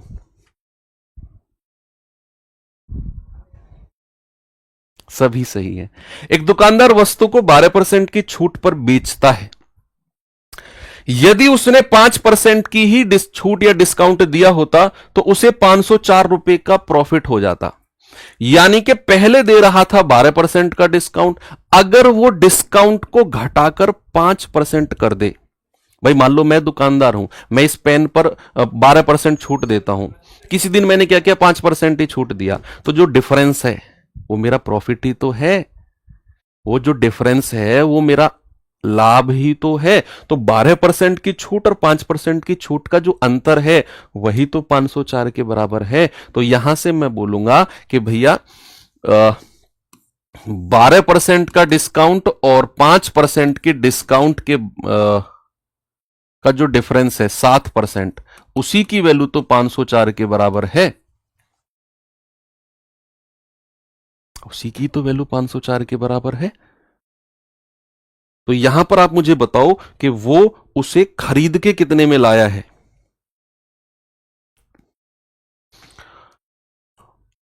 If he had offered discount only, then he would have earned profit of इतना मोर। प्रॉफिट देने की तो जरूरत ही नहीं थी हमें। 1% की वैल्यू बताना जरा, 7 7 49, 7 दूनी 14, तो 100% की वैल्यू कितनी हो जाएगी 7200। 100% की वैल्यू कितनी हो जाएगी 7200।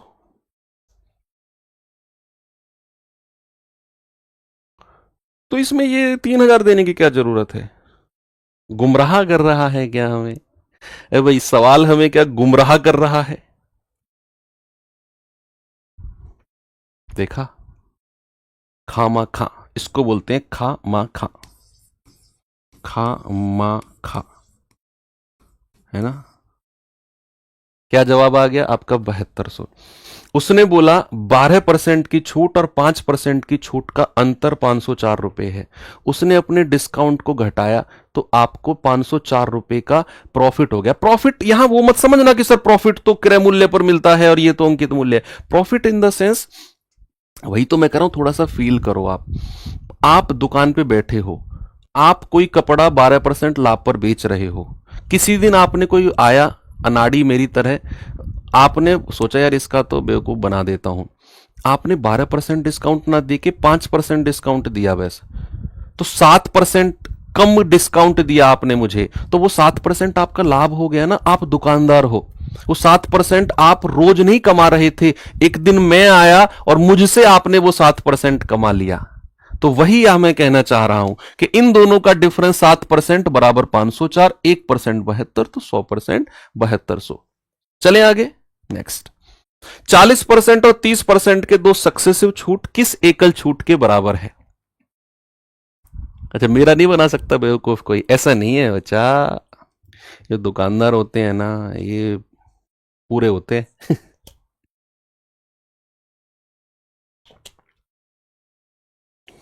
ये भी सोच लेते हैं इसी मास्टर का बेवकूफ बनाना है। आप ये प्रैक्टिकल मैंने किया है। आप ऐसी दुकान पे चले जाओ जिसपे बार्गेनिंग होती हो। आजकल तो दुकानदार लिखने लग गए एक दाम, एक दाम, है ना। तो अब भी कुछ दुकान है और पहले भी थी कि बार्गेनिंग होती थी। उन पे आप चले जाओ, आपकी मम्मी वहां से रेगुलर कपड़े खरीद रही है, दुकानदार जानता है मम्मी को, मम्मी जानती है दुकानदार को, जानता है दुकानदार की बहन जी बहुत बार्गेनिंग करती है।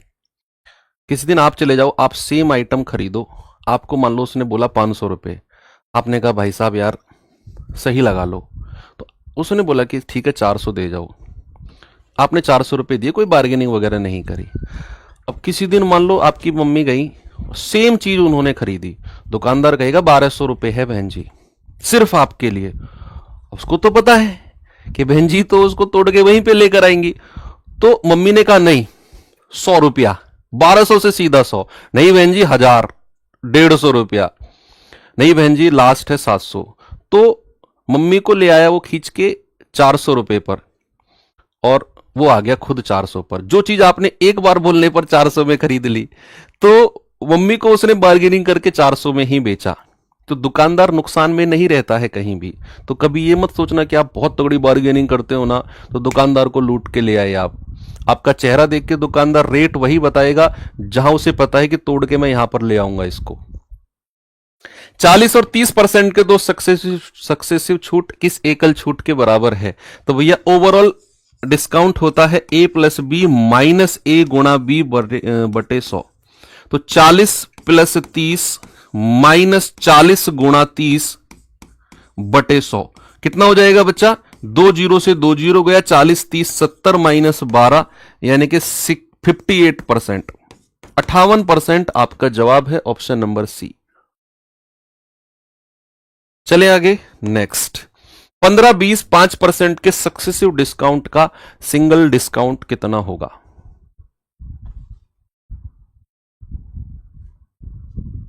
जल्दी से बताओ भाई। इन दोनों आप इसे रेशियो मेथड से भी कर सकते हो क्योंकि परसेंटेज थोड़े से आसान है। आप इन दोनों में वो फॉर्मूला भी लगा सकते हो, ए प्लस बी माइनस ए गुणा बी बटे 100। तो बच्चा आप कहेंगे 20 पंजे 100 और 5 तिया 15। 15 और 20 35 में से 3 गया, 32% तो इन दोनों से मिला। अब इसको 32 को तीसरे के साथ लगा दो, ए प्लस बी माइनस ए गुणा बी बटे 100 तो कितना आएगा बच्चा? 32 और 5 37 माइनस 32 पंजे 160 बटे 100। तो 160 बटे 100 यानी कि 1.6, तो यह आएगा 35.4। कितना आ गया ओवरऑल? 35.4 यानी कि ऑप्शन नंबर ए मेरा सही है। आगे चलते हैं। कह रहा है कि a shopping mart offers 4 different discount schemes on the sale of an item as follows. A discount of 30%, 2 successive of 15%, buy 2 get 1 free, buy 5 get 3 free। भाई साहब एक इन लोगों से बच के रहना। एक सलाह दूंगा मैं तुम लोगों को, एक ऐसे ऑफरों से बच के रहना। ऐसे जो ऑफर होते हैं सबसे ज्यादा जो आपकी जेब में ब्लेड मारते हैं ना, जेब में ब्लेड मारना यानी कि सबसे ज्यादा जो आपको लूटते हैं वो यही ऑफर लूटते हैं। सिंगल पीस ले लेना और ये बाई 2 गेट 1 बाई 3 गेट 2 में मत जाना कभी भी। कह रहे भैया एक शॉपिंग मार्ट किसी वस्तु की बिक्री पर 4 डिस्काउंट प्रदान करता है। ये 4 डिस्काउंट है। कौन सा डिस्काउंट ग्राहक को मैक्सिमम डिस्काउंट देगा? कौन सा डिस्काउंट ग्राहक को मैक्सिमम डिस्काउंट देगा? तो आप मुझे बताइए। 30% का सिंगल डिस्काउंट, 15 की 2 सक्सेसिव छूट, क्या होगा? ए प्लस बी माइनस ए गुणा बी बटे 100। तो कितना आएगा? 15 15 30 माइनस 15 गुणा 15 225 बटे 100। तो 30 माइनस 2.25, 30 माइनस 2.25 कितना होगा? 27.75%। तीसरा ऑफर है बाई 2 गेट 1 फ्री। तो ऐसे डिस्काउंट में जो हम परसेंट डिस्काउंट निकालते हैं, हम क्या करते हैं? फ्री में कितना आइटम मिला? फ्री में केवल 1 मिला और हम टोटल कितना घर लेके गए हैं? 2 के पैसे दिए, 1 फ्री में लेकर गए, टोटल लेके गए हैं 3 और गुणा 100 कितना आ गया? 33 सही, 1/3%। तीसरा है 5 खरीदो 3 फ्री में ले जाओ। फ्री में कितना लेके गए? 3, टोटल घर कितना लेके गए? 5 और 3 8 मल्टीप्लाई बाई 100। 3/8 कितना होता है? 37.5%। ये तो परसेंटेज में डायरेक्ट याद किया हमने। तो कौन सा डिस्काउंट मैक्सिमम है ग्राहक के लिए? क्या 30% का है? ना ये है, ना ये है, ना ये है। कौन सा? 4th वाला, ऑप्शन नंबर बी सही है। इस पे आ जाओ, जल्दी से बताओ इसका जवाब। निम्नलिखित में से कौन सी योजना एक्स की खरीद पर अधिकतम छूट देगी? Maximum discount. 25 और 15 के 2 क्रमिक छूट, 20% का सिंगल, 3 वस्तुएं खरीदो 2 फ्री में ले जाओ, 7 खरीदो 3 फ्री में ले जाओ। अगेन आपको वही काम करना है। तो ऑफर 1 पे जाएं, 25 और 15 पे ए प्लस बी माइनस ए गुणा बी बटे 100, ए गुणा बी बटे 100। तो 25 और 15 कितना होता है? 40, 25 चौकू 100, 4 तिया 12, 3.75 कितना आएगा? 36.25। भाई पहला तो ये हो गया। दूसरा कह रहा है 20% का सिंगल डिस्काउंट। ओके, इसमें क्या होगा? 3 खरीदो 2 फ्री में ले जाओ, तो फ्री में कितना लेके गए हैं 2, और टोटल घर कितना लेके गए हैं 3 और 2 5 गुणा 100, 2/5 गुणा 100 होता है मेरे भाई 40%। और यहां पर 7 खरीदो 3 फ्री में ले जाओ, फ्री में ले गए 3, टोटल घर कितना ले गए 7 और 3 10 गुणा 100, यानी कि 30%। तो मैक्सिमम डिस्काउंट कहां मिला हमें, ये रहा 40% का तीसरी योजना में। तीसरी योजना कहां है, ये रही ऑप्शन नंबर बी। तीसरी योजना कहां है, ऑप्शन नंबर बी। सी कौन कह रहा है अच्छा, तीसरी योजना सी नंबर पे मिलेगी तुम्हें। एक घड़ी का अंकित मूल्य 3995 है, दुकानदार 20% और 25% के सक्सेसिव डिस्काउंट देता है, अंतिम विक्रय मूल्य कितना होगा, जल्दी से बतला दो भाई। अंकित मूल्य कितना है 3995। अगर पहला डिस्काउंट 20% का है तो बेचा गया होगा 80% में, दूसरा डिस्काउंट अगर 25% का है तो बेचा गया होगा 75% में। तो 25 तिया 75, 25 चौकू 100, 20 चौके 80 और 20 पंजे 100। 4 से 4 गया, 5 से जाएगा 5 सत्ते 35, 4 5 नाम 45, 4 5 नाम 45। नीचे की सारी संख्या गायब। 799 को 3 से गुणा करेंगे, 3 नाम 27, 3 नाम 27 2 29, 3 सत्ते 21 और 2 23। यानी कि भाई साहब लास्ट में उसे 2397 में बेचा गया है। कितने में, 2397 में। भाई इतना क्यों डरा रहे हो आप लोग मुझे, इतनी स्पीड से कमेंट चलेंगे ना तो मैं डर जाऊंगा। थोड़ा सुस्ती रखो अपने अंदर, आंखों में नींद रखो, आलसीपन सा रखो, है ना। ऐसे मुरझाए मुरझाए से चेहरे, जैसे तुम्हें नींद आ रही हो, तब मुझे लगेगा कि हाँ मैं पढ़ा रहा हूं। अब तुम इतनी स्पीड से कमेंट चलाओगे, मुझे लगेगा यार ये तो सर पे चढ़ के बैठ गए बिल्कुल, यार पढ़ाने नहीं दे रहे मुझे। तुम्हारे अंदर से ना वो झलक दिखनी चाहिए मुझे कि तुम ना 10 दिन से नहाए नहीं हो, ऐसे रहते हैं ना बिल्कुल बावले से, पागल से, ऐसे रहो, तब लगेगा कि हाँ यार ये लोगों को पढ़ाओ, इनको निकालो आगे।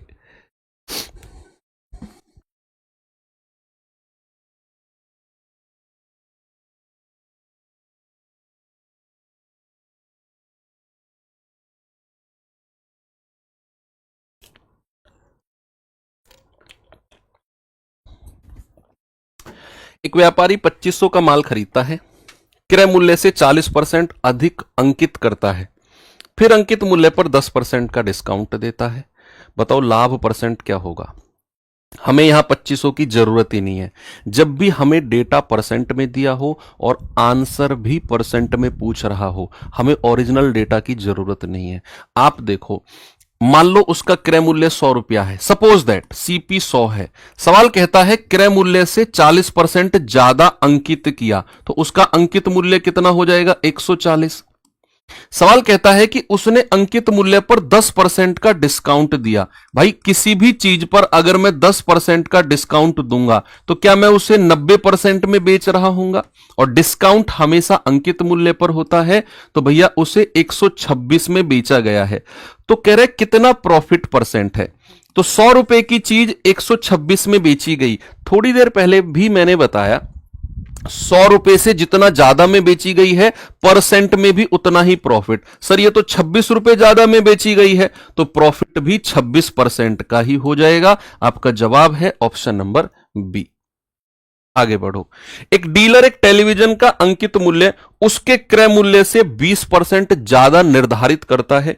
यदि वह 15% का डिस्काउंट भी देता है और 300 रुपए का लाभ कमाता है, तो टेलीविजन का कॉस्ट प्राइस यानी कि क्रय मूल्य बताओ जल्दी से क्या होगा। कि भैया उसने बोला क्रय मूल्य से 20% ज्यादा अंकित मूल्य निर्धारित करता है। अगर क्रय मूल्य मैंने 100 माना तो अंकित मूल्य कितना हो जाएगा 120, 20% ज्यादा। क्रय भैया 15% का डिस्काउंट भी देता है। भाई साहब डिस्काउंट तो अंकित मूल्य पर मिलेगा, तो भैया अगर मैं इसका विक्रय मूल्य यहां से निकालूं तो 120 रुपए पर अगर 15% का डिस्काउंट है तो क्या उसे 85% में नहीं बेचा जाएगा। हां जी, 20 पंजे 100, 20 छिक्के 120, 5 से जाएगा 17 बार और 17 छिक्के 102, यानी कि 102 में बेचा गया। 100 रुपए की चीज 102 में बेची गई है, तो 2 रुपए ज्यादा में बेची गई है। और सवाल कह रहा है 300 रुपए का लाभ, तो 2 यूनिट का मतलब 300 रुपए, ये प्रॉफिट ही तो है 2 रुपया। तो 1 यूनिट का मतलब कितना आएगा? 1 यूनिट का मतलब आएगा 150। तो कह रहा है भैया उसका क्रय मूल्य कितना है? 100 यूनिट का मतलब कितना होगा? 15,000 रुपया। कितना होगा बच्चा? 15,000 रुपया। ऑप्शन नंबर सी बिल्कुल सही है। एक कमीज का अंकित मूल्य 7200 रुपए है। एक दुकानदार ग्राहक को अंकित मूल्य पर 15% की छूट देता है। यह छूट देने के बावजूद भी उसका क्रय मूल्य पर 20% का प्रॉफिट होता है।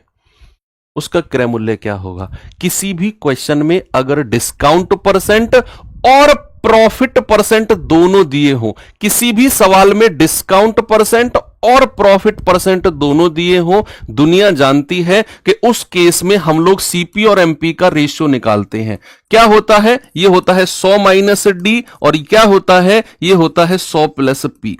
डिस्काउंट कितने का है जी? 15% का। 100 में से 15 गया 85। और प्रॉफिट कितने का है जी? 20% का। तो 100 में जोड़ेंगे 120।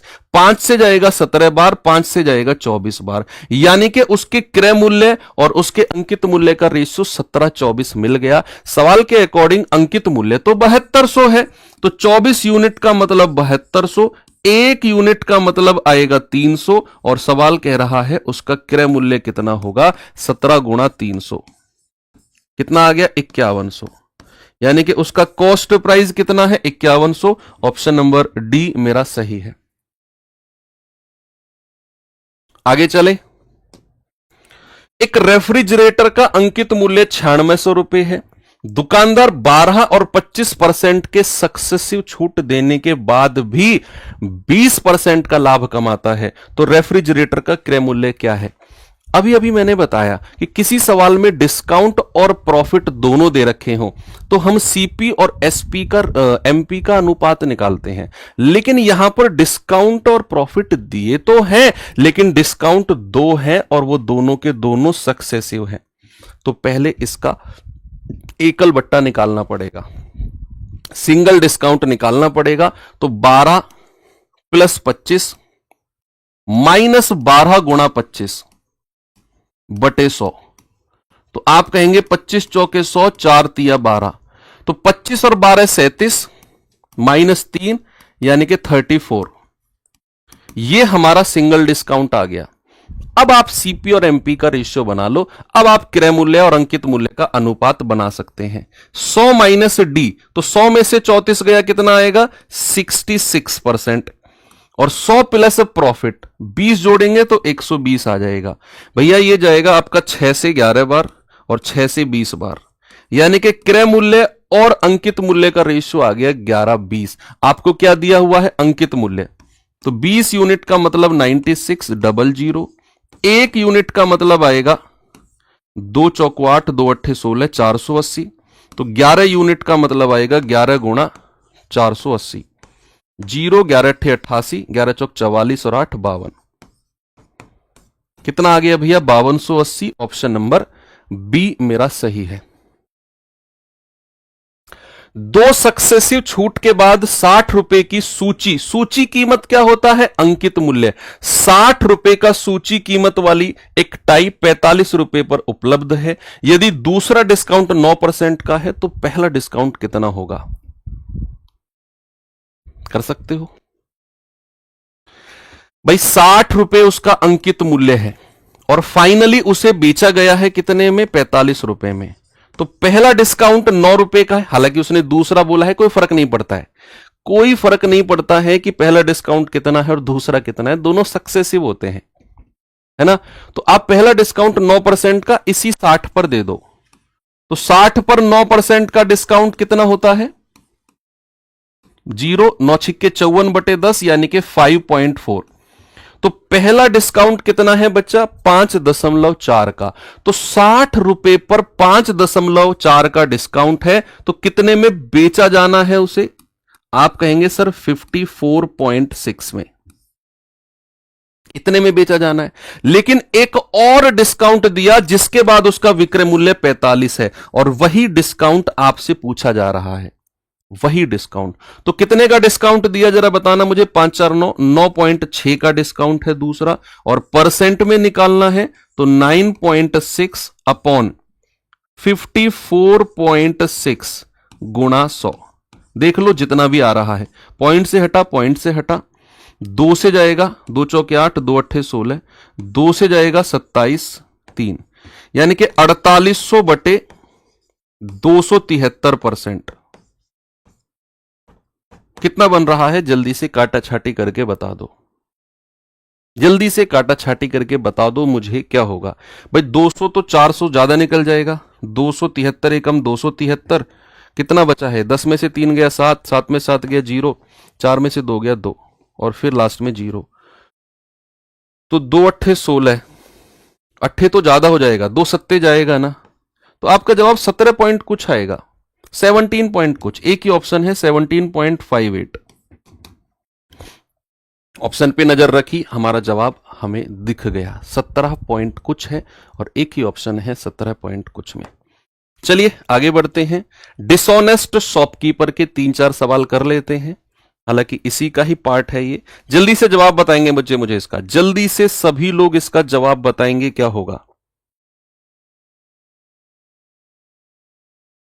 31 रॉन्ग, भाई बहुत गड़बड़ है फिर तो। अगर आपके 37 क्वेश्चन में से 31 रॉन्ग हो रहे हैं फिर गड़बड़ है, फिर कैसे बनेगी बात। 31 गलत कर रहे हो अगर आप।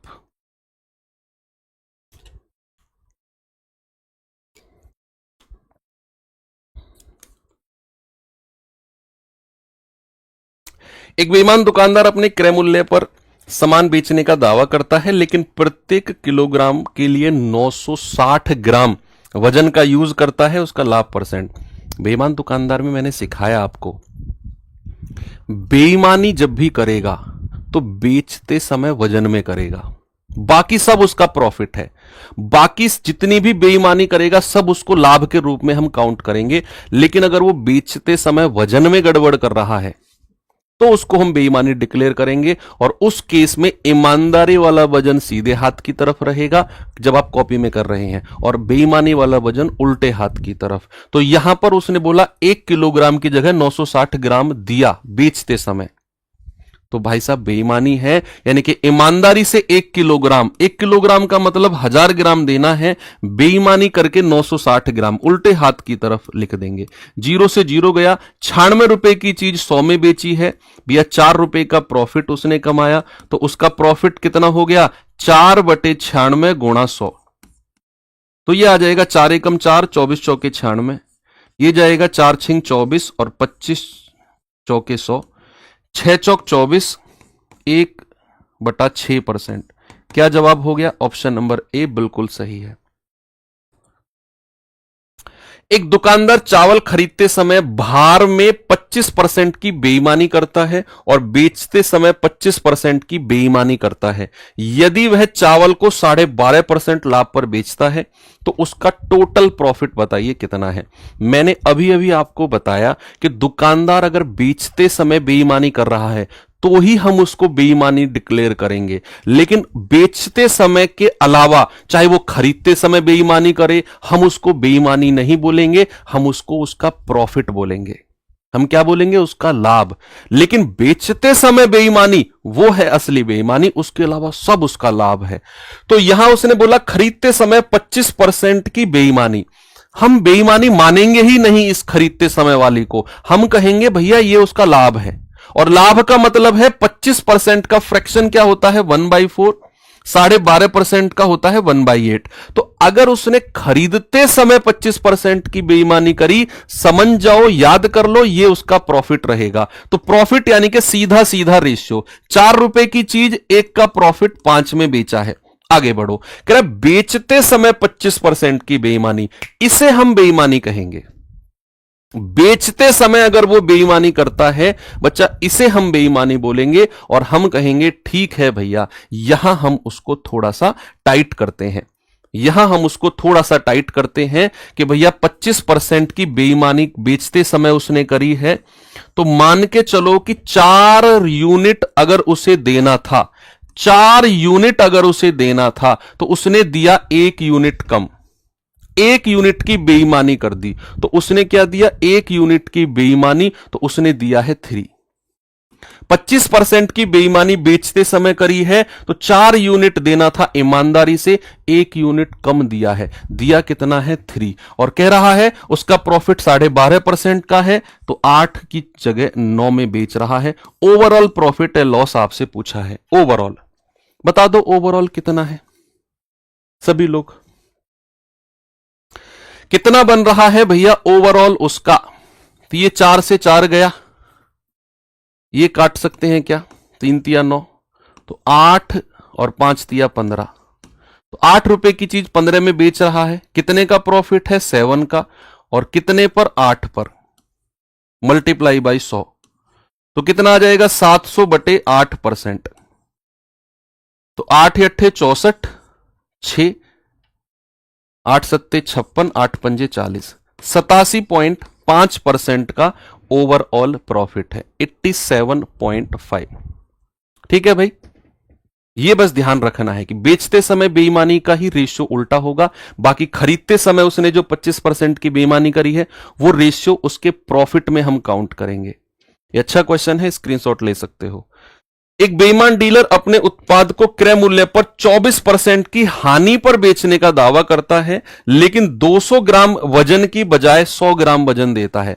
वाह, मजा आ गया। 24% का फ्रैक्शन कितना होता है? 24/100, 4 छिंग 24, 25 चौके 100, 6/25 होता है।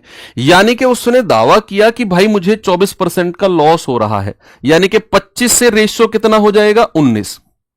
एक गड़बड़ उसने और कर दी कि 200 ग्राम की जगह 100 ग्राम वजन दिया। बेईमानी है, और बेईमानी का रेशियो उल्टा होता है। ईमानदारी से 200 देना था, बेईमानी से उसने केवल 100 दिया है। तो रेशियो कितना हो गया? 1:2। गुणा कर देंगे, 25 एकम 25, 19 दूनी 38, तो उसका रेशियो 25 से 38 हो गया। कितना बढ़ गया? 13। और परसेंट में बताना है तो 13/25 और गुणा 100, तो जवाब कितना हो जाएगा? 25 चौके 100, 13 चौकू 52% का प्रॉफिट है उसका। ऑप्शन नंबर ए मेरा सही है। रामायण सीरीज में मैंने कराई है ये डिसऑनेस्ट शॉपकीपर की क्लास, जिसने नहीं की है वहां से एक बार कर लेना।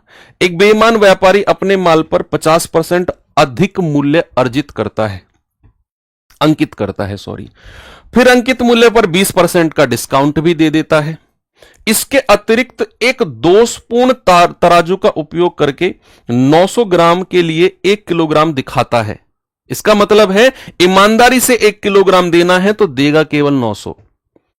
तराजू में पुराने जमाने में चुंबक चिपका दी जाती थी ना नीचे, तो वही है ये कि 900 ग्राम के लिए 1 किलोग्राम दिखा रहा है। आप गए 1 किलो चीनी लेने, दिखाएगा 1 किलो चीनी, मिलेगी 900 ग्राम चीनी। अकॉर्डिंग टू दिस क्वेश्चन कह रहा है उसका प्रॉफिट कितना है ओवरऑल लगभग। तो क्या करो, पहले सभी परसेंट के फ्रैक्शन बदल दो। 1/2, 1/5। कह रहा है अपने माल को 50% ज्यादा अंकित करता है, तो 2 रुपए की चीज कितने पर अंकित करी है? 3 पर। कह रहा भैया उसने अंकित मूल्य पर 20% का डिस्काउंट भी दिया। डिस्काउंट भी दिया यानी कि 5 रुपए की चीज 4 में बेचना चाहिए। उसके बाद उसने गड़बड़ कर दी, नीचे चुंबक चिपका दी, 900 ग्राम दिखाया, 1 किलोग्राम दिखाया, 900 ग्राम दिया। ईमानदारी से 1000 ग्राम आप लेने गए थे, भाई साहब ने बेईमानी कर दी, 900 ग्राम दिया। उल्टा रेशियो हो जाएगा, उल्टा रेशियो हो जाएगा। क्या इधर की कोई चीज इधर से कट रही है? हाँ, 5 दूनी 10, 2 से 2 कटेगा, 3 से कटेगा, 3 तिया 9, तो यहां केवल फाइनली 3 बचा और यहां केवल फाइनली 4 बचा। तो कितने का प्रॉफिट हो गया? 1 का। और परसेंट में बताना है तो 1/3 गुणा 100। 1/3 का मतलब क्या होता है? 33, 1/3%। उसने निकटतम पूछा है, तो आपका जवाब ऑप्शन ए हो जाएगा। सबका आ गया? चलो, यहां पर आपके 40 क्वेश्चन और पूरा रिवीजन कंप्लीट होता है। उम्मीद करता हूं आपको अच्छा लगा होगा। कल यानी कि जो हमारी मंडे में क्लास होगी उसमें आप लोग क्या करके आएंगे, एसआई और सीआई का रिवीजन। ये काम मेरे कहने से जरूर करके आना। इसकी printable PDF, board PDF application में मैं अपलोड करा दूंगा, वहां से आप इसका रिवीजन भी कर लेना। तो ठीक है, बाकी पढ़ते रहिए। Thank you, have a good day, जय हिंद।